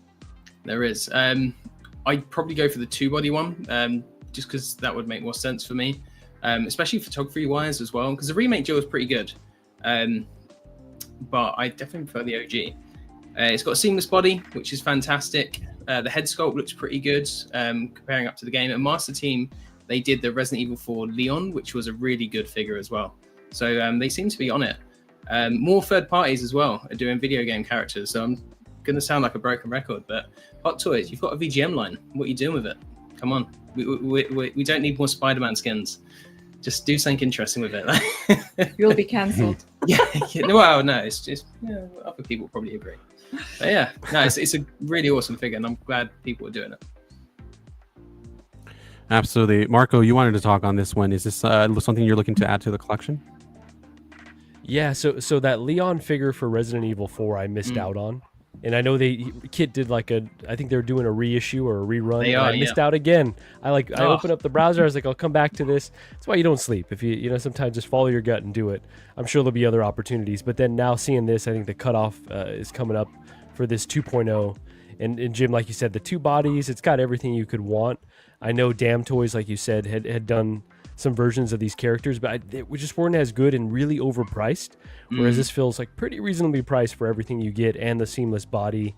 I know RE3 Remake isn't everyone's favorite, but I actually really enjoyed that game. It was a good game. That was just like a really good time, especially for what I'm looking for. And so just to have that representation, we just need more video game stuff. So I think this one is a no-brainer for me, and I don't want to miss out. So I think I'm going to place that pre-order today. Nice one. All right. What do you guys think? Mario or Gio, is this something you guys are interested in? I never played the game, so I don't really know who she is. So, but I'm glad you guys are getting her though. Something that you guys like. So, Yeah, same with Jill. I stand with Jill. So, I haven't played the games either, man. But I know of them. I'm not too familiar with the characters, but I mean the figure looks nice. I'll say that, man. So, and Jim, you're right. I mean, with Hot Toys with their VGM line, considering Spider-Man after Spider-Man after Spider-Man, I mean, there's so much more stuff they could be doing. I mean, me personally, I want a Link from The Legend of Zelda. You know, give us stuff like that, man. You know, freaking, utilize that VGM line, man. Absolutely. All right. Before we move on, Marco, I got a task for you. Could you start a poll now? I want to see who the audience wants to go first, Vita or Jim, for the King Shark Tank. So I got you. Let the audience decide who should go first before we get into our next. She's pointing at Jim. I don't want All right, we'll see what the audience thinks. All right, guys, we'll move on. We'll try to get this show on the road. I wanted to talk about briefly. We briefly talked about it. You guys mentioned some of you guys have not seen the movie. There was a tease by Hot Toys for this. I just kind of want to see what you guys think. Is this a line that they're actually really going to do? Are they going to actually make an Ana de Armas ballerina? Are they actually going to make another John Wick? Potentially other figures? Do you guys think they'll go deep? Do you guys think this is never happening like they do sometimes? What do you guys think? I want to go first with Mario. Mario, what do you think? It's kind of difficult to say considering that the John Wick characters are kind of still on the shelves right now. You know, isn't Kane and John Wick still available right now? I mean, I just feel like they just came out with those also. And for them to go back into the John Wick universe again, maybe eventually, but I don't see them going deep in this line at all. I would be surprised if they actually did a ballerina herself, and I would just think another the hell with the balloons. I didn't do nothing. But I can see them doing another John Wick, but I don't know if they're doing other. I would think that they would do a ballerina figure, but considering it's her movie, right? Yeah, you would think, right? Yeah, but then they have. For Hawkeye, the series, they do Kate Bishop, but they don't. Do exactly, dude. So it's they're sometimes a little unpredictable. You never know what they're gonna do. Absolutely, yeah. It does say there, if you do spot it, it does say 6-scale figures with an S, so as in plural. But I'm not sure. What do you guys think, Jim and Vito? What do you guys think? I know you guys haven't seen the movie, but do you guys think, just knowing how Hot Toys operates, do you guys think we get an Ana de Armas ballerina, or do we get a John Wick? Is John Wick actually in this? I have no idea. Based off of the name of the film, I'm going to say, yeah, I'd imagine we probably would get an Ana de Armas figure from this. I don't know any of the other characters, so it'd be weird if they did a ballerina and then just did another iteration of John Wick, wouldn't it? Yeah, we just had John Wick, so I feel like you want something to go with him. Yeah, true. I'm not sure what supporting characters there would be, but yeah, I can imagine them doing this. They seem to be going into the John Wick line. It's interesting that they are still sitting on the shelves. To be fair, I wasn't actually aware of that. I thought they'd all gone out pretty quickly, but maybe there'll be a slow burner as people kind of look to pick up other stuff. But we'll see. Yeah, I don't have much to add, to be honest. I'm always up for seeing more female characters to be represented in a 1/6 scale community. So it's always fun to see the female character, and especially if it's well made. It's always good to see. But sometimes they make female characters look a bit Barbie-ish. Wow. That's what I'm saying. Well-made characters. Yeah. Yeah, I mean, I was hoping when they did this tease, I was hoping that they would have shown at least the prototype for Ana de Armas's ballerina, so that way, it would be, I can use it on the thumbnail. It would be, relating to the show, so on and so forth in terms of representation, right? But unfortunately, they teased us and then they were silent for like a week They and a half. did the same with James Bond, didn't they? They teased him, and then it was like, was it a month or two before they actually showed us anything? So it might come in a month or two. We'll see. Moose letting you know John Wick is an essential part of ballerina. Yeah, I mean, I think so. Is this? And then, is it before or after John Wick 4? Like, it's before. It's in the middle. It's between 3 and 4. Okay, cool. All right, I didn't know that. Yeah, and Fiziak confirming what I was mentioning. Black Manta, but no Aquaman. Yeah, for Aquaman 2. They did do that too. Yeah. He says, I mean to say I need an Ana de Armas figure for sure. Yeah. Oh, okay. I was gonna say, did he do a not joke? I mean, Fucking I can Borat. just imagine him in with his boxing accent. Not, but, but not. yeah. Right, Borat. I know that sounded like Borat. Sorry, Moose, we can't do your accent justice. Oh gosh, Gio, what do you think? I think they're gonna make this just the ballerina figure, and then that's it. Just ballerina. Okay. Definitely not any other characters in ballerina. I mean, John Wick is in it, so you guys have seen probably the trailer. He's in it. But John Wick doesn't look that much different in ballerina than he does in the newest John Wick movie. So I don't think there'll be that much of a difference for them to do a completely new figure of John Wick from ballerina. But I do think they are going to try Ana de Armas. I think they're going to try ballerina for a figure, and I think that's it. All right. And last, give them all the more reason to utilize that John Wick head sculpt to recycle it again. So yeah. Get the Give most him a out different of suit their and call investment. it Exactly. different suit and call it from ballerina. Marco, what do you think? No, I'm kind of on that train where I don't think they're gonna do Ana de Armas. I think she'd be like kind of hard to pull off too. I know we alluded to it a bit on the Wonder Woman segment, and then I've said it before, but she has like such a unique face and features. I think it'd be tough to translate. I mean, we'll see. I'd love to be proven wrong. Actually, I was thinking of how this figure would look, and I was thinking that if Hot Toys were to make this ballerina figure, that the likeness of Ana de Armas will be really off without even seeing anything. I just think they're just not going to be able to pull it off. She has a unique face, so yeah, it'll be tough. So let's hope that they do it, because I think we need more like female led characters, more Latinas. So I would love to see them do it, but I feel like knowing Hot Toys, they're just going to do that John Wick, if anything. Yep.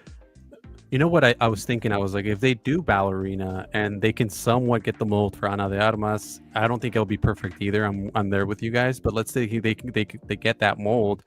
They could easily do. They did that Bond, well, somewhat the stunt double for Daniel Craig for that Bond figure. They could potentially do Paloma, right? Her character from No Time to Die. Okay, yeah. So, I would like her as the droid, as her being the droid or whatever in Joy, as in Blade Runner 2049. 2049, right? Yeah. Yeah, that'd be cool too. I would like her in that. Yeah, I think Blade Runner is like some sort of IP that they've never tackled before for some reason. I think that someone owns those rights. I don't know.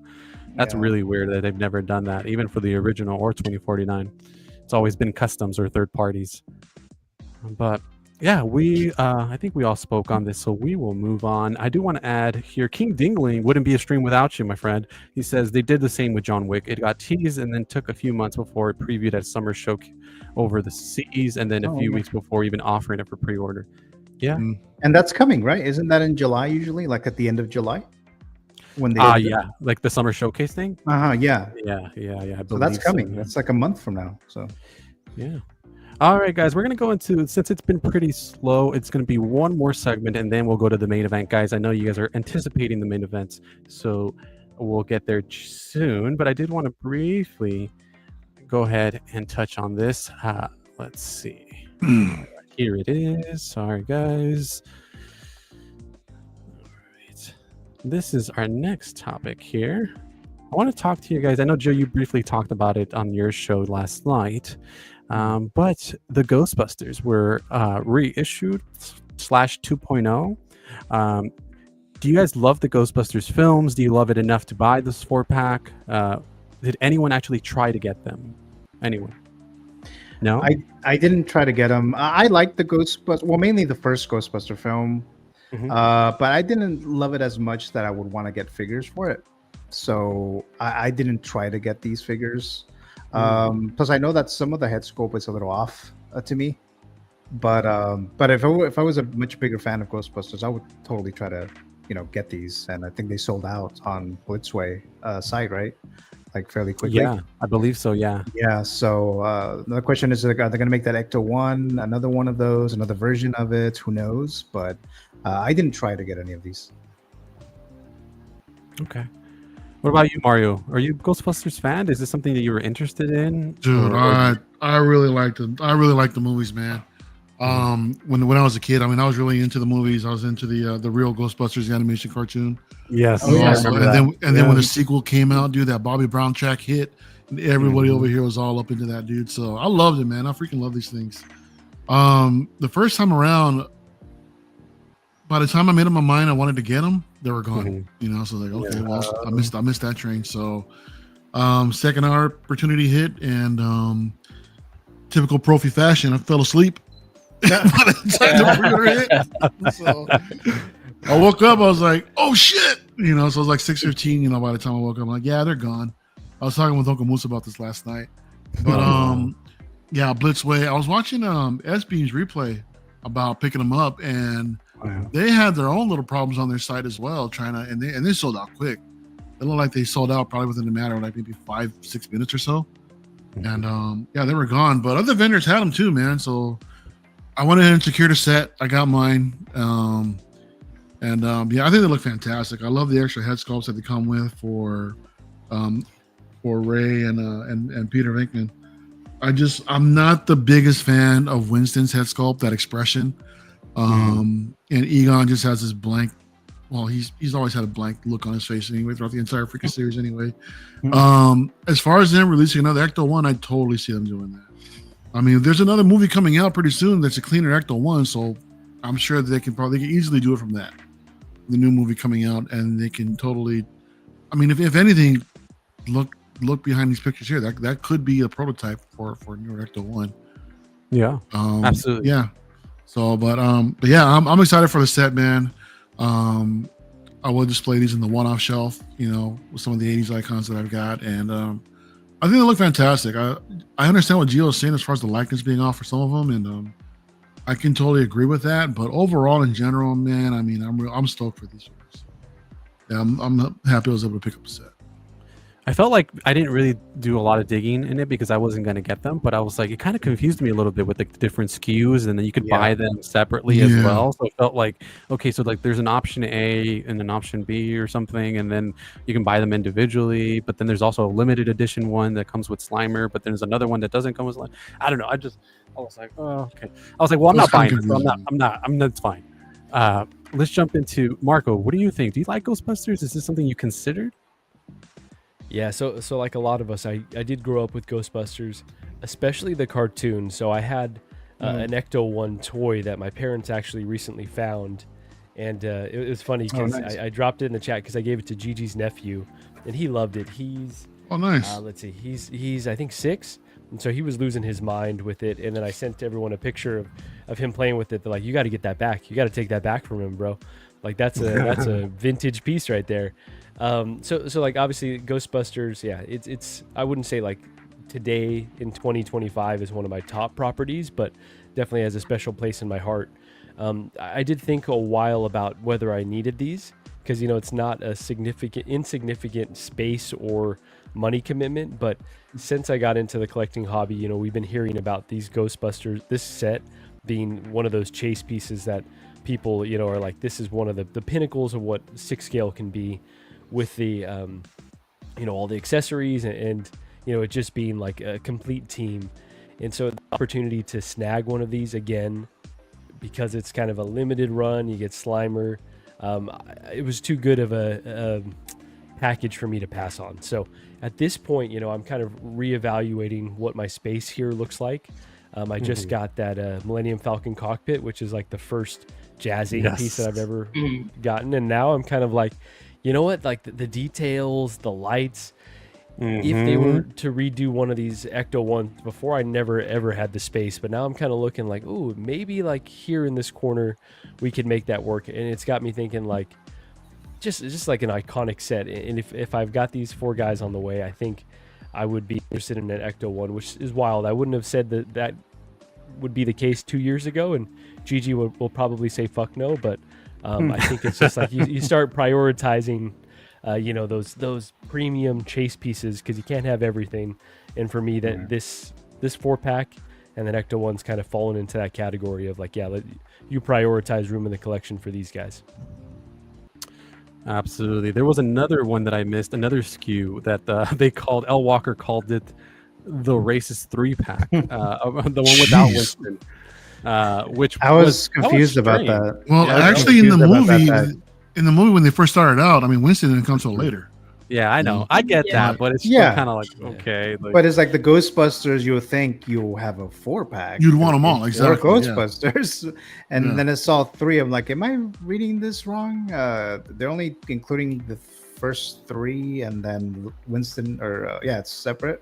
I don't know. Yeah. I was confused a bit. But it was strange. Ben adds, he says he can quote every line of this movie and knows every single music note. It's wild. This and Beetlejuice. The words and music live within me. All right. That's beautifully said there, Ben.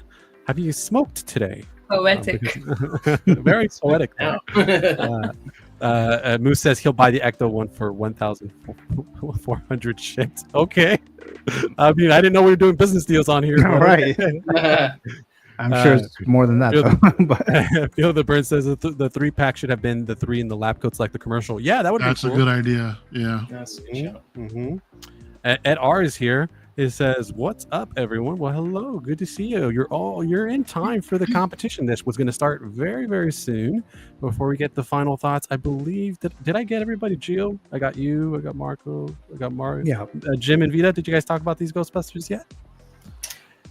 So actually, when you put this on the call sheet, we watched the film again last night. So obviously I watched these when I was younger, and then I grew up with the cartoon as well, and that's kind of the big thing for me. You didn't remember the film too much, did you? No, it's so weird. Like if you we'll say Ghostbusters, I know what you're talking about. Like I know what the Ghostbusters are. I watched the movies and the cartoon myself, but when we were watching the movie, I didn't remember anything, like almost anything. I was like, it was like watching first time. Obviously I recognized all the characters and everything, but I just couldn't recall like the movie at all. It was also better, like, so I like it, but I enjoyed it more rewatching it than I thought I would, because you know how sometimes films age a bit and you're like, I still enjoy this, but it's mainly for nostalgia. This one was still quite fun. There's definitely certain elements where you're a bit like, that hasn't aged so well. Yeah. You called Venkman a creep. Even his name. I mean, his name is not great. Well, you can't hate on his name, but okay. He doesn't take. He doesn't take no, does he? But it was a good film. This isn't something that I like enough to pick up a 4-pack. I do wish other companies would take note of how to release a team though. All together in a 4-pack or individually at the same time. That would be good if other companies would do that. I think they could learn from that. But yeah, it's not something for me, but I'm happy for people that are able to pick it up. It's sold out ridiculously fast, to be quite honest. And I reckon you will probably see another Ecto one. If I was going to have anything from Ghostbusters, it would be probably just the car. I'd love the Ecto one. It's such a cool looking car. Marshmallow Man. You'd have the marshmallow. Marshmallow Man. 1/6 scale. Michelin Man. Made out of real marshmallow. Right. But yeah, it's not something that I pick up. But the film it was a fun watch. I enjoyed it. I mean, if money and the space wouldn't be the question, I would love to have the 4-pack and the car. because I just straight away think of all the opportunities of the pictures you can take. Yeah, Like photography-wise. because photography-wise, That's you true. can like pose it, and it's like so Just like many this. possibilities. Yeah, even just like this. And the Slimer's really cool as well, actually. Like this, the new Slimer they've done, really like how they've done it, because they kind of give him a translucent effect. It looks really nice. Oh, cool. Yeah. But yeah, I think it would be like a nice kind of thing to have. But when you need to prioritize, it's like loads of you guys said, it's something not as a priority, I think, for us. Yeah, you can have so much. Right. Awesome. Yeah. So it looks like, Marco, are you the only one who secured one then? The 4-pack? I guess so. Only real collector here, huh? No, I got it too, bro. Wow.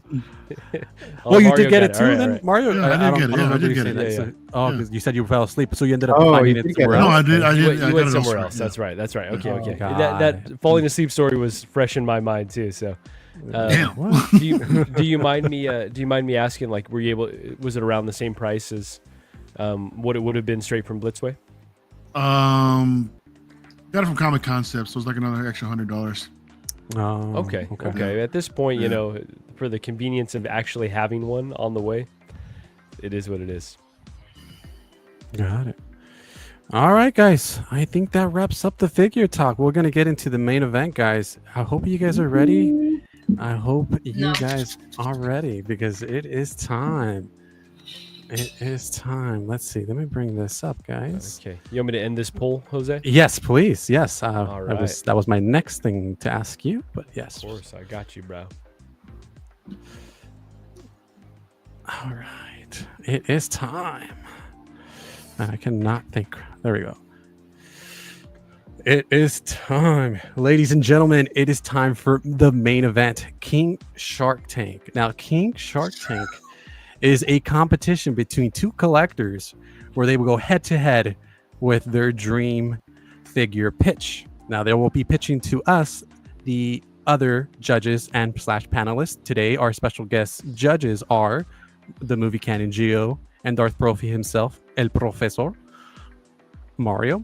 So, guys, again, you're supposed to be watching these pitches, seeing the uniqueness, seeing presentation, and seeing which one you think would be best for the market right now. So definitely keep those things in mind, guys. I want to go ahead and go into first. Gio, you had the honor of reading this before. Could you please very quickly read this cargo de responsabilidad? I thought you were going to say you're going to have Mario read it this time. Okay. Well, I was going to ask Mario, but all right. we might be here all day. I'll try it. How dare you, sir? All right, so Holy we have a descargo de responsabilidad. Al participar en este programa, reconoces y aceptas que cualquier propuesta, idea o concepto presentado durante la competencia se ofrece de manera libre y sin expectativa de compensación o participación adicional. Entiendes que al presentar tu propuesta renuncias a todos los derechos, reclamaciones o propiedad del contenido presentado. Además, aceptas que la propuesta y las ideas relacionadas ahora se consideran de libre uso por parte de las compañías o cualquier parte asociada sin obligación legal alguna. Al continuar con tu participación, ¿estás de acuerdo de estos términos y renuncias a cualquier derecho legal o reclamación de compensación respecto al uso de tu propuesta? Beautiful. Beautiful. Thank you so much for doing that. And Mario, I'll have you the honor of reading it in English. So go ahead and very quickly read this for me, if you don't mind. By participating in this figure pitch game, you acknowledge and you agree that any pitch, idea, or concept presented during the competition is provided freely and without exception of any compensation or further involvement. You understand that by submitting your pitch that you renounce any and all rights, claims, ownership of the content presented. Jeez, bro. Savage. You further agree that the pitch and related ideas are now considered fair game for use by said companies and for any associated parties without legal obligation. By continuing with your participation, you consent to these terms and waive any legal rights or claims to compensation regarding the use of your pitch. Bravo. Thank That's you. what I said. Exactly. Thank you guys so much for reading that. I really, really appreciate it. Hey, we got to get that legal stuff out of the way. If Gigi was here, she would say the same thing. So we gotta get into that legal stuff. You know what I mean? All right, guys. Again, just previously on, just a reminder, if you have not seen the previous episode with One Adam 12 and Reversio, it was an epic clash of champions there. So definitely check out that episode if you did not already. And again, it's time, guys. I hope you guys are ready. Poll, where did it end up, Marco? All right, so with the poll, we ended at 63% Jim, 36% Vita. So I think they want Jim to be on the hot seat. They want to the pressure to be on him. What happened there? Whoa, they left. I was like, what happened? We lost our contestant. See ya. Get out of town. All right. Show over. Oh my gosh. I was like, we can't continue the show without them, man. All right, guys. So it looks like I don't know if you missed those results. Did you hear that in terms of the results? No. All right, Jim, So you're it up. looks like, yeah. The audience You're up. wants you to Okay. go first. Okay. They want to keep the pressure on. So yeah, no pressure, but get after it. All right, and remember, guys, let us know who you are pitching to, whether it's Howie or Inart or Yost from Jazz Inc. Just definitely let us know. So sorry about who- that. She keeps pressing the button. Definitely let us know who you're pitching to. I'm going to be... it's Hot Toys, so I'm going to be pitching to Howard. Awesome. All right, guys, it is time. Whenever you are ready, you can start trying to go ahead and present so we can pull it up. Okay, bear with us 1 second. And again, I'll go over the rules one Yeah, more let's do that time just to down confirm while you do that. The rules are the competitors must state which company they are pitching to. Again, you've already done that.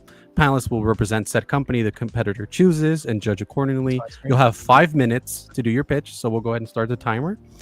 And once the competitors have pitched, so once you guys have both pitched, we'll have the rebuttal and Q&A session. So guys, especially the guest judges, try to see if you can remember things that you might want to ask them, or a note or something that they didn't bring up in their presentation and you might want to ask them. Definitely go ahead and keep those things in mind so we can ask them. And then also chat. We want to get you guys involved. So if you have questions, please go ahead and ask them in the chat so we can ask them afterwards. And then lastly, the votes for the panel and the live chat will determine the winner. So everyone that's on the panel, I'll ask you guys to go in the poll and cast your vote. And everyone in the chat, please do so after both presentations. All right, guys, does that sound good? Yep, sounds good. All right, whenever you're ready, Jim, and then I will get the timer ready to go. You can just tell me when you are ready. Okay, 1 sec. Just making sure I'm set up. Looking forward to this. Jose keeps me in the dark, so I have no idea what's coming next. Oh, jeez. Right then. Can you guys see my screen? No, sir. Wait, hold on. I see it now. I think I There it is. shared it. Oh, there you go. There it is. You got it? Okay, I will start the timer now. All right then. Good afternoon and good evening, Howard, esteemed board of directors and collectors across the globe. Thank you for the opportunity to speak with you today. I'm here with a simple yet powerful proposition, a long overdue figure that's not only essential for collectors, but a strategic step forward for Hot Toys.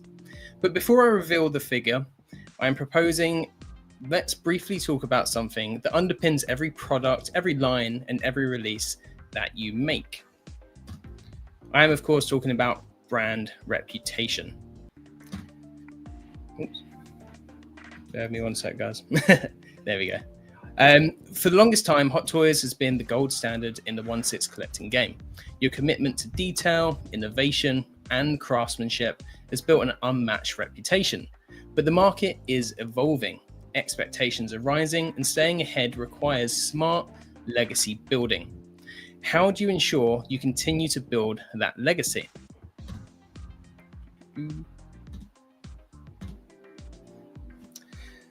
And that is by completing the duel, A Case for Padawan Obi-Wan Kenobi from The Phantom Menace.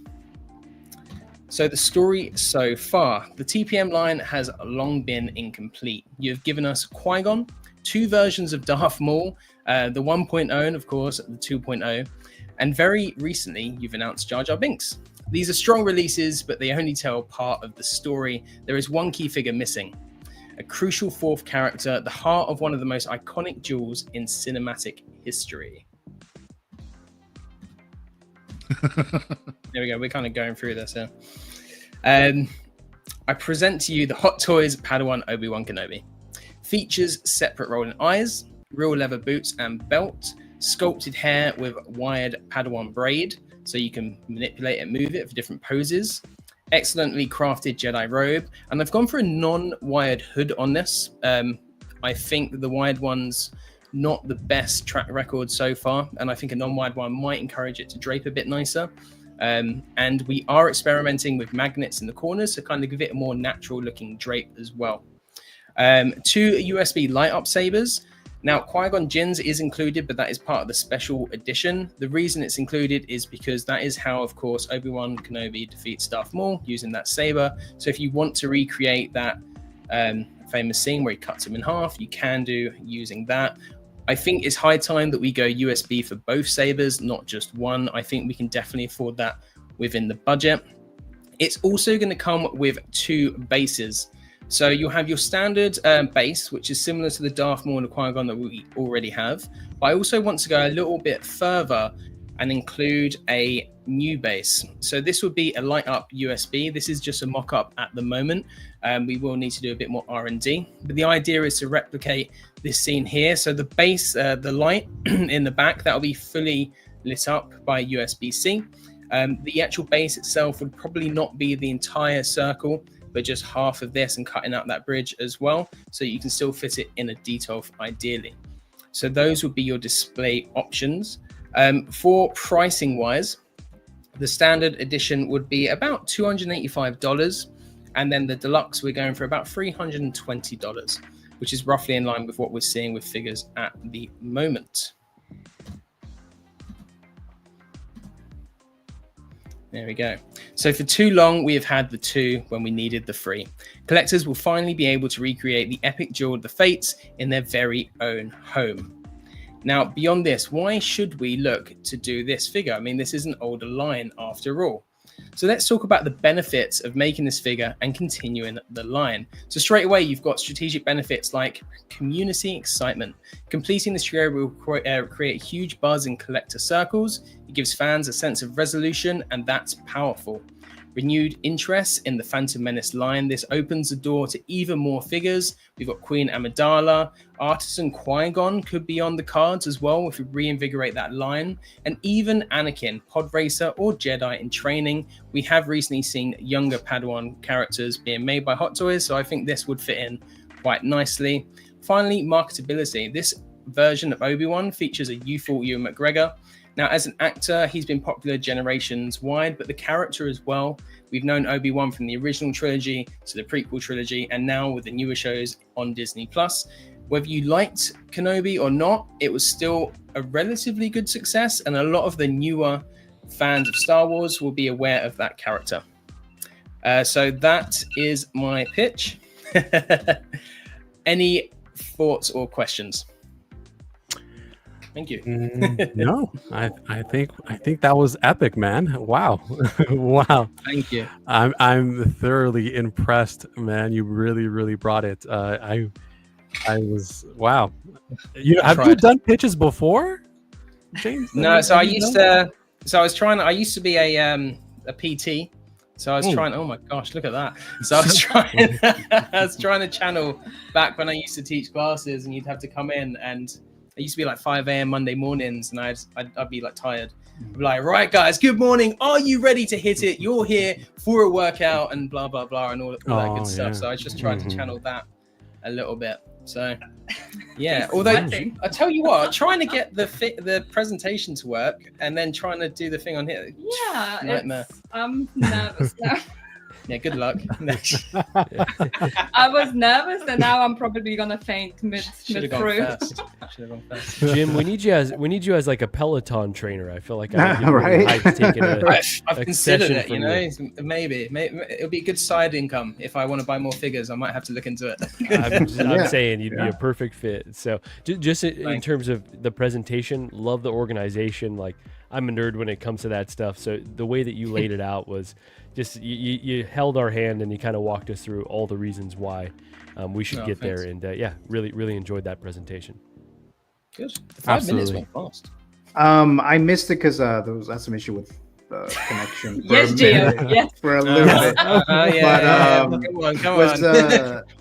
none of these options is an artisan, right? It's all sculpted hair, right? No, I considered artisan for the braid. I considered doing that, but I'm not the biggest fan for me, and I thought other collectors might feel the same of the sculpted with actual rooted hair. I thought making the braid wired would be a good way of also creating more dynamic movement. So if you've got different poses, especially where he's moving, you can get the blade flicking out as well. So I thought that might work quite nicely. He's got quite short hair apart from the braid, so I thought rooting, and I am pitching to Hot Toys. I thought rooting might be a challenge, so I thought we'd go sculpted with that one. And it's the option of just one head sculpt overall, right? One head sculpt. Yeah, just the one head sculpt with this one, yeah. Okay. All right. Thank you. All right. No worries. Okay. If you guys think of anything else, we can also ask it at the end, so don't worry about that. Vita, if you are ready, we can start with you. I'm not ready. I will never be ready. You always work on a woman's time. You know that, guys. Come on. That's right. It's their world. We're just living in it. I made it work for you, Yes. and now I won't make it work for me. That's what's gonna happen. Wait, No, it'll work better for you. Look at this. wait, but I can't share. Okay, wait. Sorry, I can't see. You need to tell me which button to yeah, click. you're on the right thing. You Share know what? screen. While you sort that out, I do have a question for Mario really quickly. So a display question. How many figures do you have up top in the 165 up there? Because it looks really good. Like you got good spacing. I currently move my one-offs up here, so I've got, what do I got? 6, 8, 16. 16 in a DeLorean. Oh, 16 and a DeLorean up there. Oh, because And the a DeLorean's DeLorean. behind Marty up there. Where was it? Mm. Yeah. Okay, Okay. All better right. look But at it doesn't look overcrowded though. Like that's No. I think No, I was I- telling you. Yeah, I like to try to keep everything spaced as much as possible. You know, got it. I'm not You I'm not the biggest fan of just like cramming everything into the shelf just to freaking throw them in there. So I've been looking- setting up the module cases. I showed Marco a little preview the other day, but I'm setting it up and I'm taking inspiration from you, Mario, because I got the one-off section as well, and I'm like, I Yeah. want to do it like Mario has it. I've seen it in person now, but I was like, I always admired when you had it on your streams, and I was like, oh man, I want to do like a one-off section like that, but like spaced and like where you can see everyone clearly, museum Right. style. You know what I mean? totally. And so I've been working on that, and I'll show you Yeah, man. once I get that completed. There you All go. right. Vita, we were trying to buy time for you, so it looked like we. Yeah, were great. successful Thank in you. that. I think I'm sharing my screen now. Yes. So Yeah, I'm looks going to good. be pitching for Hot Toys as well. All right. Whenever you're ready. Okay, right. Hot Toys has redefined premium collecting. Hot Toys aren't just representations, they are characters frozen in time. With every release, Hot Toys don't just add another figure, they complete the collection, they complete the story. And yet, one story remains unfinished. Pirates of Caribbean. Hot Toys already delivered 3 core characters from the franchise: Will Turner, Davy Jones, and the latest, the iconic Captain Jack Sparrow. But all fans knows this isn't the complete crew. One very important, iconic character is still missing. So the question, what's next? And next we have Elizabeth Swann. Dead Man's Chest is her life-changing transformation. She sheds the role of the proper noblewoman and becomes someone who fights for what she believes in, even if it means breaking the rules. It's the moment she stops waiting to be rescued and starts doing rescuing herself. In these pictures, Elizabeth shows off textured black shirt and white shirt with a corset, a hat, long embroidered coat, wide leather belt, and straps. Also, not quite visible in these pictures are the leather trousers and a tall leather boots.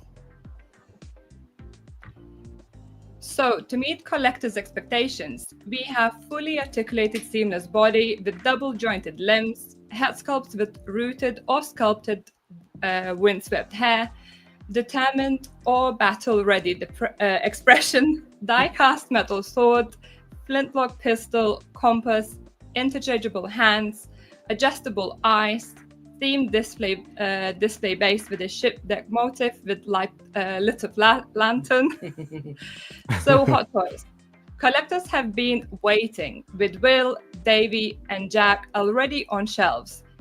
Now is the perfect time to deliver the final lead, bring Elizabeth Swann into the spotlight she deserves, and complete the Pirates of the Caribbean story in 6-scale form. That's all today. So as you can see on the screen, we have prices. So the rooted hair would be priced around $350, and then sculpted hair would be priced around $285. All the accessories would come with both sculpted and rooted hair, just because I know there's a big group of people who hate rooted hair, and there's people like me who goes for realistic looks, and I love rooted hair. I don't think people should choose accessories when they're choosing the sculpt of hair. That's all. Wow. Okay. Well, you still got a minute and change. Anything else you want to add? Anything else we should know about your figure? No. Unless you have any questions, I'm ready for them. She's like, nope, I'm done. Well, thank you so much. Round of applause for our both contestants, guys. Thank you so much for doing that. I know it takes a lot of time, a lot of nerves to do presentations like that, guys. So I really, really appreciate that, guys. All right. I'll have you get started on the poll, Marco, if you don't mind, and we'll go ahead and move on to the next section, the last section here, which is the rebuttal and Q&A section. Guys, especially our guest judges, Mario and Gio, please go ahead and any follow-up questions for either one of our competitors. Follow-up questions. Me personally, as a collector, I love both of these ideas. I'm a huge fan of Star Wars. And Vita, you got me. I'm a Disney fan. Pirates of the Caribbean, near and dear to my heart. I love it, and I love how both of you are pitching a character that we both need in our collections. Myself personally, I'm not the biggest fan. I understand what you guys were talking about earlier as far as having two different SKUs. I'm not the biggest fan of that. I'd rather just have just one SKU and just call it a day. Throw everything in the box. That's it. But to each their own. I thought both presentations were fantastic. Jim, I gotta give you the nod on yours for the professionalism on yours, but I think Vita kind of like tugged at my heartstrings more not nostalgic, but I think more where my heart is where, for a character like that, considering that we already received an Obi-Wan recently, even the Artisan line for episode 2. Mm-hmm. And while I do understand your point to complete the Duel of the Fates, which I completely agree with, are we timed? No. That was the timer. Oh my bad. I was gonna say, damn. We're getting the music played off. Jeez. I know, right? I think I would just have to go with. Well, you don't got to tell us who you vote for yet. You don't got to tell us yet. Oh, okay. It was just your questions. Just your questions. No. Oh, just questions. All right. I think you both nailed it. I really don't have any questions. I think you both did it. Por eso te traje, Mario. What are you doing? Yeah, man. The pictures are so good. All the information's there. Yeah. They both laid out exactly for both everything how they should be set up. They're both they're both intriguing options, and Yeah, I really don't have any follow-up questions. All right. Well, how about we move to Gio? Gio, I know you were writing a couple of things down. I know you came ready. What kind of questions we got? I was just pretending to write something. I don't have. Oh, okay. I do have a question for the base for Elizabeth Swan for Miss Vita. So Yeah. the light post, that's what you would call it, right? Little light post that's in there. The little lantern, right? Yeah, there you go. So that is, I like the base. It looks cool. I think Definitely so, works. Definitely works for this character. And my question is, would that be powered by batteries or USB power? Both. So for those times when you're taking photography and you're taking out of the display, you will have a small battery going in, but you also will have the USB. So when it's in your display, you don't have to worry of the batteries dying. Oh, okay, nice. not Okay. bad. Yeah, that was the only question that I had, because everything else you answered, you presented everything perfectly. But that was the only question that I had. But thank you. Brilliant. All right, I got here. I come with some tough questions, though. I know I All put right, Gio all on the right. hot seat I like last that. time. Of course, Marco. All right, so Jim, I'm going to start with you. We know these Jedi robes, tend to stain the figures. Has there been any consideration with, updating that technology so that's not a concern in the long run with a newly developed figure? So that's something that we're quite aware of, actually. It's something we're doing a lot of R&D on right now. We haven't got a new fabric just yet, but we are trying out different types of fabric and different kinds of fabric dye as well to make sure that it doesn't rub onto the figure. So we are still in the testing phase, but hopefully come production time, we'll have a new product ready to go that won't stain the figures. Who You're a little is this too good on person? your I feet. live it. Wow. Oh my God, Jim's He's a in little character, too good man. with that answer. Yeah, locked in, bro. Well, damn, I think I have a Oh, couple man. questions now too. All right, there you go. Well, Mario, if you want to piggyback off that, I can save my next one for a bit. Well, actually, Jim, I think one of my biggest gripes when it comes to lightsaber USB powered technology is the actual fact how the blade is really not lit up evenly. Mhm. What are your suggestions to help fix such an issue? It's quite an interesting question. I think we know that the Hot Toys lightsabers, they're not the best. They are obviously base lit, which poses an issue. It doesn't light all the way to the tip. One of the worst instances, actually, I think recently Hot Toys have done that they need to work on probably is the Dark Side Anakin. You have a blue lightsaber, but you have a red base lit lightsaber to go with it, which is interesting. I think what we need to do is look at probably not CCFLs, but those new Neo LEDs. I think they're a nice option. There are some issues that we do have with them. On some of the prototypes that we've done, you can see the LED light strip through it. So it's something that we would look to kind of develop on so that you can't see that strip, because it does take away from the realism somewhat. But the brightness you get and the control that you get of the brightness from that is a lot better than what you get from that. So we'll probably look to incorporate Neo LEDs in the future. I'll be honest though, whether that's with this figure, I can't confirm just yet. Hopefully with future releases for sure. This guy's good. He's a little too good. This guy really. All right. Running with the character now. I'm leaving the room now. You could run for Congress now, Jim, over here. So Thank you. All right. Vita, in terms of your character choice, now I agree with you with Elizabeth Swan being a key character in the line. But what made you choose her over like another character like Captain Barbossa? Well, technically we have Captain Barbossa coming, not from Hot Toys, but it's still coming. And I think Elizabeth Swan, for me, is a priority rather than Captain Barbossa. Just because who can forget the iconic scene where she leaves the Captain Jack Sparrow to die with the ship and say, oh, he chose to do that, all good. I mean, she's such a pivotal character. It doesn't even, Captain Jack Sparrow is the main character, but you don't even feel how everything is spinning around Elizabeth Swan. She is always there. She's always that underdog, which it's like if it's not Jack Sparrow, then it's her. They both are kind of sharing the spotlight. So for me, she's definitely above majority of those characters. For me, goes Jack Sparrow and then Elizabeth Swann, and then we decide who we're going with later. All right. Nice. Well said. Oh, Marco, go ahead, what you got? You have one more? No, So Vita, for you, I saw the artisan or the one with the wool implanted hair. You had a price of $350. Just wanted more insight into how you came up with that price point.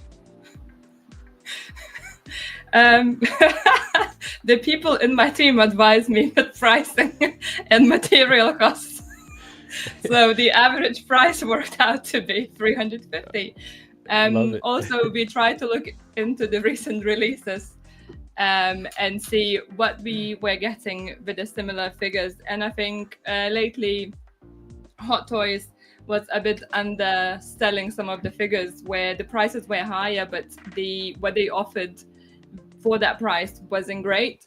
I think the main example would be the Scarlet Witch, and then we had Batman alongside, who came with 3 head sculpts, like so many like hands and other accessories, and the price point was so much lower, and in my personal opinion, that it's better figure. So I think we just need to kind of make sure that we keep the same level for the figures. If the price point is at a certain number, we need to make sure it delivers. It has the accessories the people want. It has the different expressions, different head sculpts for the figure. All right, majority of the people maybe do like to just have like not expressionist, but just stoic face motion, and they don't really worry about it. But for me and Jim, we take loads of pictures. I always love to have the choice of, do I want to make more stoic picture, or do I want to make it more moody, angry? And 9 times out of 10 I go with the angry mood. Really well said. Okay, I'm taking my notes here. Just like me.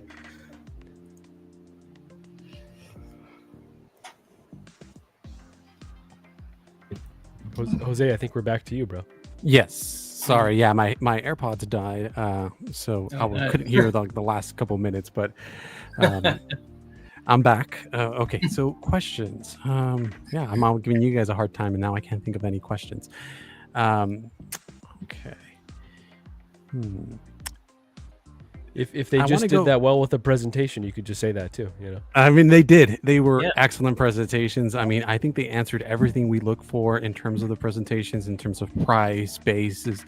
I mean, that base for Elizabeth Swann, I think, is exceptional. I love a good diorama base, real world, looking environments for our figures, just bring them to life. Me and Marco have always talked about that. So I've always preferred that.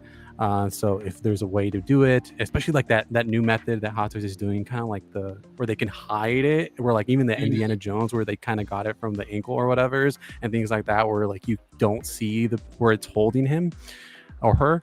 I think that's exceptional. So if it's something like that, remind me, was it magnetic? Was it how was it in terms of the base that was holding up your figure? Definitely magnetic, and it also has the see-through holding pole as well if required. For stability. Nice. Okay. Very good. I love that. And in terms of you said in terms of her outfit, you said leather goods, so we're talking about everything would be leather in regards to her outfit. Definitely, I would prefer the leather materials, because I know the pleather, it's very not sustainable, and it's very a headache to have pleather products on your figures. It's just not as long lasting. If we would come to a point where it would affect the price point, maybe we could look at alternatives, maybe like at that like rubbery material instead. But I wouldn't really want to compromise too much on the quality of the products and the materials used for the price we're paying. Okay, awesome. All right, Ben wants to ask, does she come with a hairbrush? Ooh. I mean, it might be a joke, but actually, I know that some people are asking for a tool, especially with figures that have rooted hair, to help, kind of comb the hair. Is that something Chewbacca that comes you with a would comb. consider it? Yeah, I mean, yeah. Is I that something you actually would didn't. consider? To be honest, I actually didn't think about it, but I think it's a great point. That's why you usually have these discussions with the people involved, and you think of all the needed accessories to come with the figure. And actually, this is really a good point. For me, being as a girl, I have loads of little brushes and things at home I can use to comb her hair. But then coming to the guys, they not necessarily will have as many little brushes and things, and you wouldn't necessarily would know where to look for things like that. So I think that would be a good addition actually, and probably should be added as part of the pack. Yeah. You're stealing Ben's idea. Well, Ben, we can go and do it together. Give him a Hey, kickback, maybe man. Ben wants to invest in her project, man. That's all good. Yeah. Let her know, There you Ben, go. don't. There you go. There you go. I mean, that's what the votes are. You are investing in these pitches.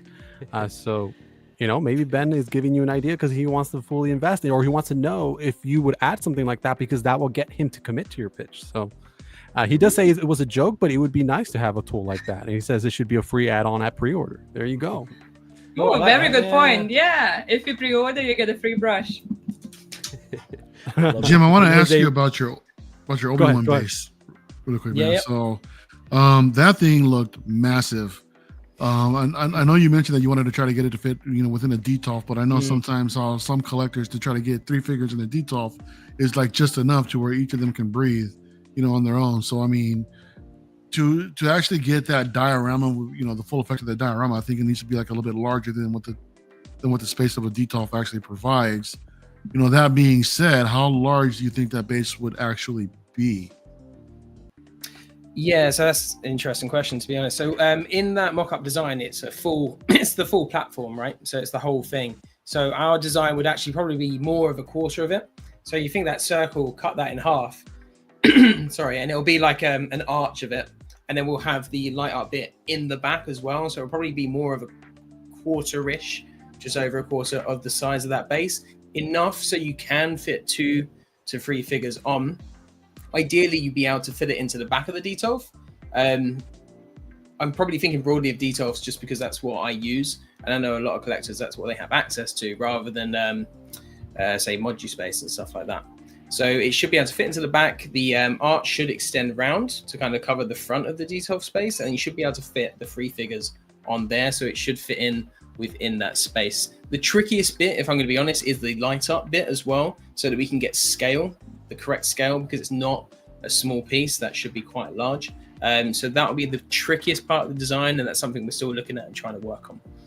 But, yeah. Now, as far as the figure standing on that such a big of a base, are we looking at the use of magnets, or are they going to be like just basic balancing figures on the base?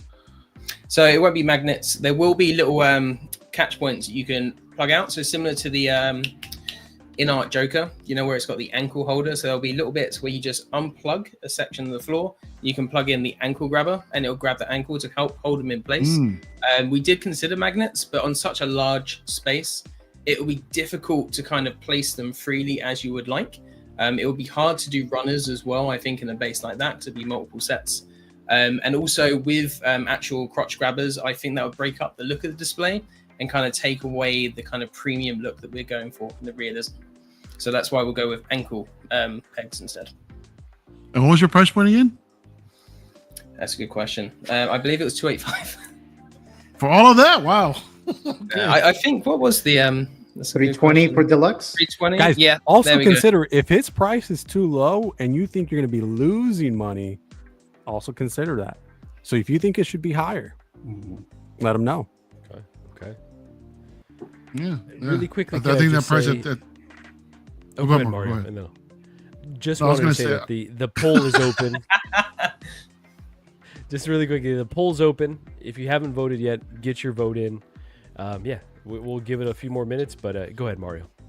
No, I was just going to say for the price of $320, I'm just wondering where the compromises would lie, considering that we're looking at updating the technology for the base lit lightsabers, and for such a large diorama base, using leather goods also, so it just seems like a little bit too low considering what we're, what's our original offers in the actual product itself.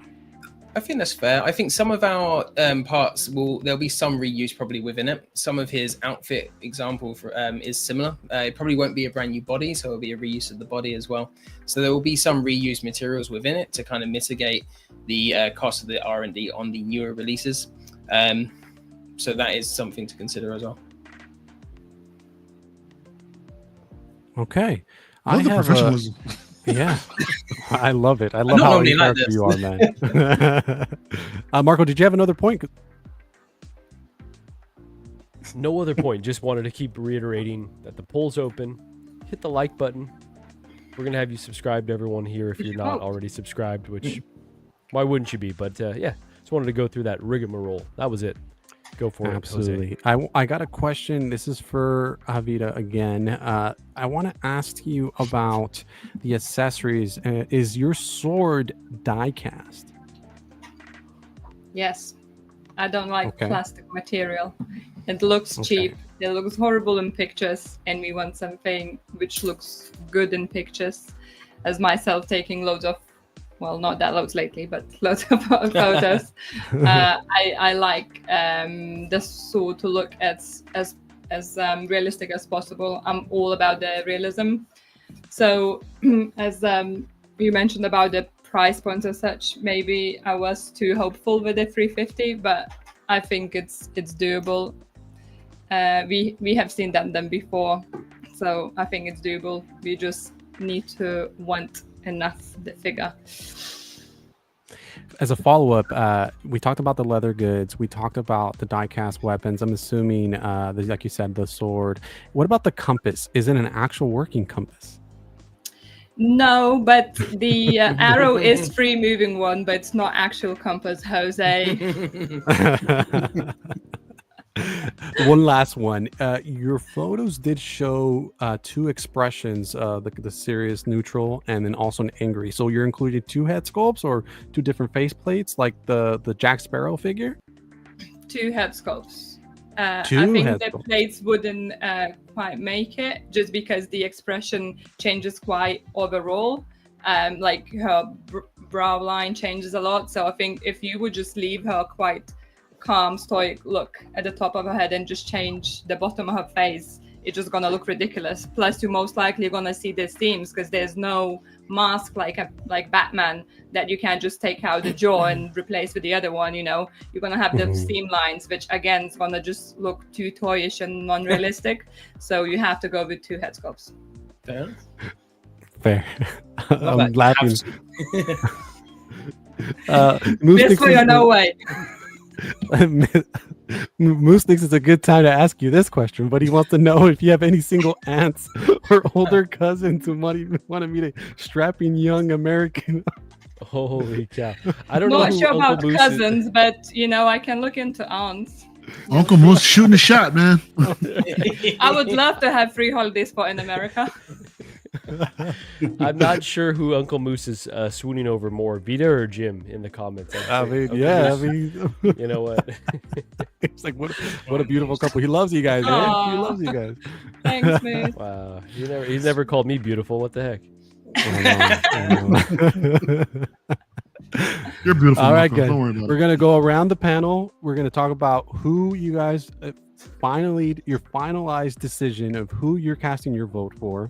I'll ask you guys also to please go on the YouTube link and then cast your vote as well individually. So go on the poll and cast it if you haven't done so already, while you share with us who you voted for. So I'm going to go first with our guest judges. I'm going to go first with our returning guest because I want to know who he's going to go with. Gio, we're all on the edge of our seats. Are you going to be loyal to the person who helped you out? Loyal, okay. Or are you gonna go with someone else? I mean, let us know. I like both presentations, great presentations, Vita and Jim. Awesome, beautiful presentations. So I said at the beginning that I'm going to vote for the best presentation, or the mainly the character, the figure that I think would make the most money for Hot Toys. So like I said, I like the base Vita, the Dharma base and the little light post and the lantern. You said that you could use both batteries or USB powered. That looks cool. I like that figures come with like a cool base that fit the scene of that particular character. Like the Jack Sparrow one, it comes with the the wheel or whatever, and all that stuff. So I like all that stuff. With that being said, though, I for years have been advocating and yelling and screaming that we need a Padawan Obi-Wan 100%. Kenobi from the Phantom Menace. We do. And the presentation was great from Mr. Jim, and I do think a lot of people want this Padawan Obi-Wan. I think it would sell more than Elizabeth Swann, even though she's a great companion with whoever has the Jack Sparrow, the Artisan Jack Sparrow, or whichever Jack Sparrow version. But I do think the Obi-Wan will sell more, and it's the one that I would want if they were to announce, let's say, Elizabeth Swann and Padawan Obi-Wan that same day. I'm gonna rush to order the Padawan Obi-Wan, because that's on my list. That's on my list. Like if I have a few figures remaining that I'm going to retire after I get certain figures, I'm gonna retire. I'm gonna stop collecting. I'm not gonna retire anymore as long as I get these particular characters, these particular figures. That Padawan Obi-Wan, that's in that list. Wow. So I can't now vote for it. As amazing the presentation was, Vita, and awesome character and figure that you presented, I can't go and say, oh, I'm going to pick Elizabeth Swann over a character like the Padawan Obi-Wan. So great presentation, Vita. I'm very, very sorry. I wanted to vote for yours, but I'm going to have to vote for Mr. Jim. So I was thinking over this Star Wars figure as well, but I changed my mind. I had Jose was worried because I had 5 or 4 different ideas, and he was like, you need to pick one. It's not long, you need to pick one. I think he was pressing a bit less than, but here we are. Thank you for your vote of confidence, Edgia. I appreciate it. Yeah, but great presentation, guys, for sure. Great presentations.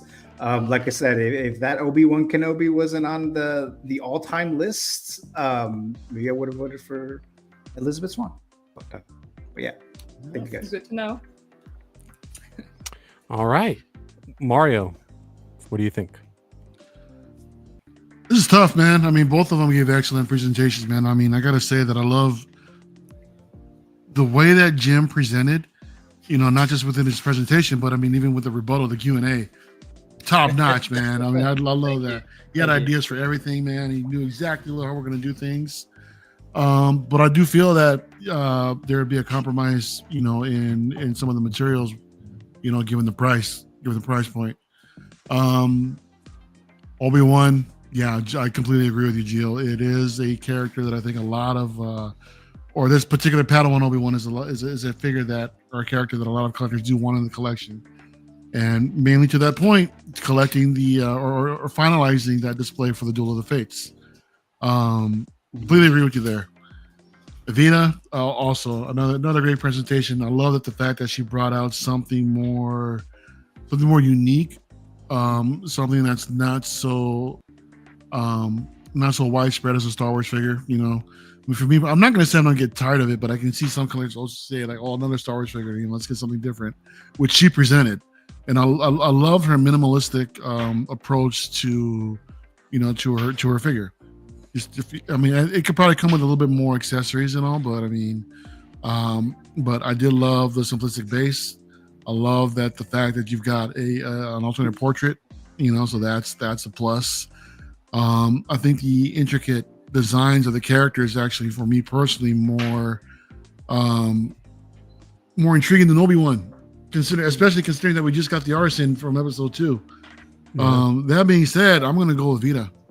Overall, and just because of all right. Yeah. I don't feel so bad now. It's okay, Jay. I still love you. It's fine. All right, Marco, my co-host. What do you Jose, think? I feel like I need a little more time to think it over. Do you mind going first and I'll go last? Okay. All right. Keep us sweating here. Yeah, I am sweating. He needs some time. Okay, he needs to collect that data. Let him collect that data. All right. First, I want to bring up some comments here from the chat. Ben says Jim only sounds professional because he's British. Yes, Ben, yes. Rigged. Is that what it is? Whoa. Can't say that. Yeah, guys, don't forget I have the language barrier here. It's my second language, so I was struggling. He says he loves you, but he's bored of Star Wars. He wants East One for him. Need a parent for incoming Jack. Yeah. Case in point. He says he's a good thing he's Canadian. All right, guys. Okay, so I guess for the first time I will share my vote first. Oh man. Okay, so this is tough. This is really, really, really tough because Jim, your presentation was exceptional. The professionalism, the fact you were so in character. This is why we do this show, man. To feel like we're actually in that room, like we're in that room with Hot Toys or whatever company we're pitching to, and we're actually telling them, guys, we really want this, and this is why financially this would be the best decision for you right now. And you totally got taken over, man, and you were in that room. And it was wonderful to see the points that you've made, everything that you brought up in regards to why it's important and completing that line and so on and so forth. Exceptional, man. I'm going to go off the point a lot of these that Ben is saying and that Mario is saying is that the only thing is I do feel a little oversaturated personally. This is my personal opinion. So again, the board would most likely vote in your favor because again, it would make them more money. They have the sculpt. They have basically all the tools, Jedi robes, everything they could do to kind of make this figure make a lot of money for very little, right? So I think ideally the vote would most likely vote in your favor. But if they were asking me my personal opinion and what figure I personally would want to see made, it would be Vita's Elizabeth Swan. So that is where I would go personally. However, again, my compromise in this vote is that, again, I do think yours would sell more.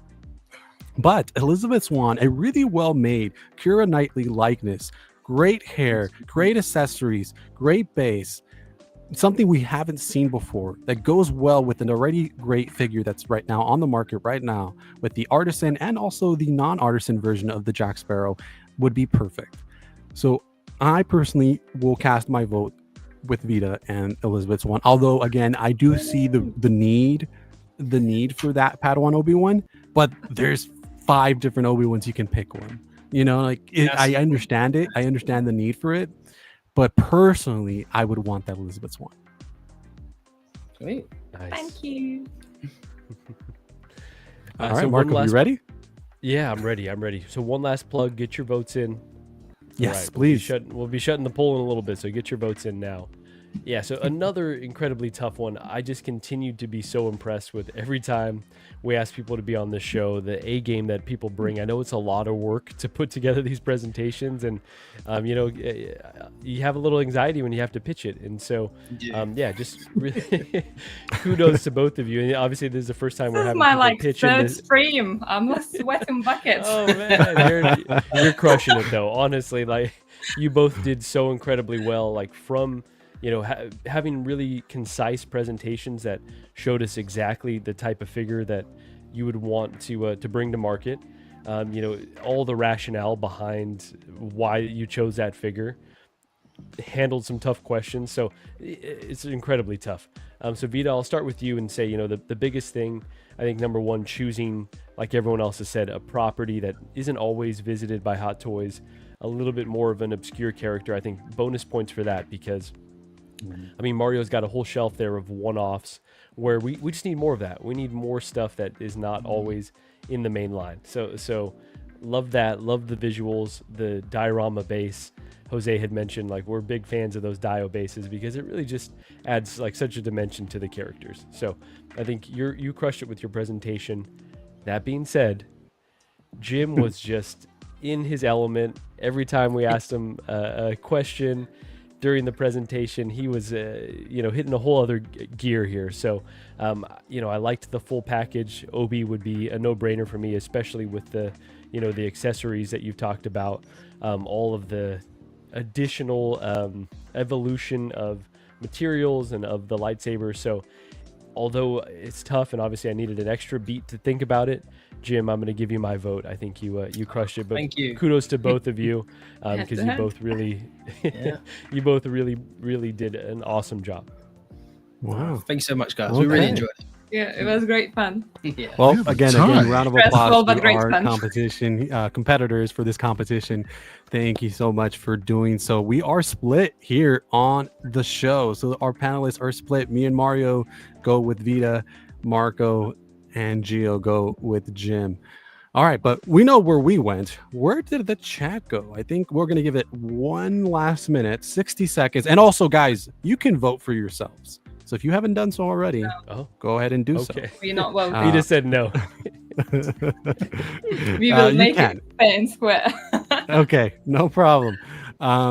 We'll give it about 60 seconds, guys, to go ahead. Anyone else who's still watching, that's still here. Sorry that we went a little long today. Usually we don't keep this show this long. Sorry that those AI generated photos took a while. I didn't think it would take that long, but they were fun. So I'm sorry about that. But yeah, we'll give it about 30 seconds more, and Marco, I'll have you go ahead and share your screen and show the final results once you close that in about 30 seconds. Okay, 30-second warning. Get your vote in now. Don't mess around. Be on the right side of history and make the right decision and get your vote in. I am glad that Marco voted for Jim, only for the reason that had Marco voted for Vita, You'd be I would have been the only one who voted against Vita on the panel, and she was the only one who voted for me when I was in the hot seat last time. Oh, no. So when Marco was like, "I'm gonna vote for Jim," I was like, "Yes, okay." Good. Gio, that's right. I respect the fact that you're able to take emotion out of it, think very analytically about who you're going to vote for, and the guy can't be bought. He can't be corrupted. He's going to vote based on the analytics only. But this is mad. Like, he is not like that day to day, like at Oh, wow. all. And he's like stressing, and he's like, "Oh my god, this is like everything is horrible." He's like not very organized and things like that. Oh, Like, wow. but that said, throwing you under the that bus, said, man. when he was like presenting, he is like something just clicks. Oh, Like, yeah? and every time, like, comes to work, comes to anything, he's always like thinking, "Oh my god, I won't do very well, it's XYZ," and then something just like clicks, and he's like different person. I'm sitting there like, "Hello, who are you?" It's called being in the zone. All right, it's just being in the zone. And also, when it comes to action figures, 100%. There you go. Sometimes you just have a different gear, though. I know, like, I'm just a You do. complete goofball, but sometimes Gigi will hear me on the phone. She's like, "Wow, you sounded just so professional," and I'm like, "Yeah, just sometimes you can find a different gear when you're talking about something you're passionate about." Oh yeah. I suppose I'm like that at work instead. Yeah, exactly. All So, right, Michael, go ahead. all right. Yeah, go ahead All and right. close that poll. I'm doing it. Okay, let's see. And sharing my screen here now. So the results are in. So I'll show the screen, and then Jose, I'll let you read out what the results are. Okay. All right, it's a little hard to see. Vita's over there sweating. Look at her. Look at her. She's all. Looks like the results say with 31% of the vote, Jim with Obi won, and Vita with 68% of the votes out of a total of 16 votes. Vita, An absolute you are, blowout. you are That is the just a winner. landslide. I'm gonna gloat for a week now. Oh, wow. Yes. Wow. Congratulations. Wow. I did not Congrats. think it was going to be. I thought it was going to be a little bit more tight. Just how it Me was too. with the panelists here with our guests. Maybe that judges, Star and- Wars burnout is real, you know? Oh, wow. Maybe. Wow, I'm surprised. But guys, thank you so much for doing that. I'm really happy you guys made the time and the effort to be here with us and join us and do these presentations. As Marco has stated several times, we're always impressed with everything you guys can do. They're always even better and better. And again, you got possessed there, Jim, by somebody, and I did. I don't it know was what happened. completely. It was great to see, man. It's just, again, it's the whole reason why this show exists. So thank you so much for you guys for doing it. All right. Hear that? Well, it's Wow. been- Thanks, everyone. Did you guys hear that? Wow. I Who did who hear said that. Yeah. Yeah. That was it weird. was on somebody else's stream this week. wow. Was it Collecting Weekly or something? Yeah, that's still an unresolved mystery. Has anyone got Owen Wilson somewhere in the house? Is that what that is? Jose, are you messing around, bro? No, I didn't do anything. It wasn't me. No, be honest. I heard be it honest, too, and be I was honest. like, whoa. Wow. No, it wasn't Yeah, me. that was like they were like trying to Figure it determine who was doing it basically. That was really And weird. I heard it straight Okay. away, and I was like, "Oh my god, I recognize that." I'm I was glad like, someone else. Okay, I thought like it was kind of faint. I thought it was maybe just me. No. I do I have sort of was one thinking, more like, thing. is any of you were on that panel when the stream was going? This one is this is for, unfortunately, the loser of the competition. Jim, this one's for you.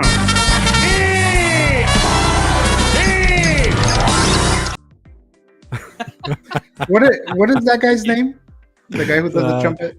Don Francisco, or no? I don't know the trumpet guy. No. Isn't it like Chacal or something like that? Or something, El Chacal. Yeah. Yeah. From Sábado Gigante. pitch, yeah, so pitch basically- that figure, Jose. Chacal. No, it's basically like a contest where they would sing, and if they sang really bad, the crowd would like boo them, and then they take them off the stage, and so that's basically what's happening there. But obviously, it's a joke.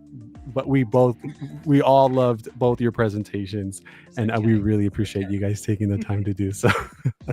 All right, guys. Anything else before we wrap up? No, thanks for having us. It's all I can say. We really enjoyed it. Lead up to it was good fun. So yeah, it was a great show. I did not expect that for sure. So, Great that's presentation, probably- guys. Great presentations. Yeah, you guys crushed it. Yeah, I'll remember that, Gio. Yeah, I'm Oh. sure. Sorry, yeah, I got your back.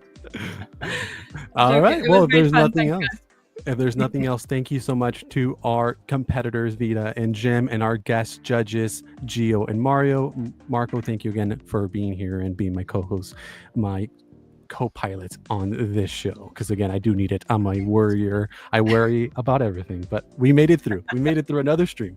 So we'll see you guys para la otra. Capítulo 7 will come soon. We'll have announcements on who those competitors are. I'm actually in talks with both of those competitors. One of them is a former judge. So he's never competed, but he was a judge on an episode. So hopefully we can make it work. But until then, guys, it has been another capítulo of Más o Menos, your favorite Saturday morning stream. All right. We'll sign off. See you guys. Congrats, See you Vita. guys. Thank you. Jose, can't you see? Wait a second. The first word is Jose? I thought it was Jose, we know. Wow! It's about a Spanish guy. Oh, Jose, can you? I don't believe it, man. It's so easy.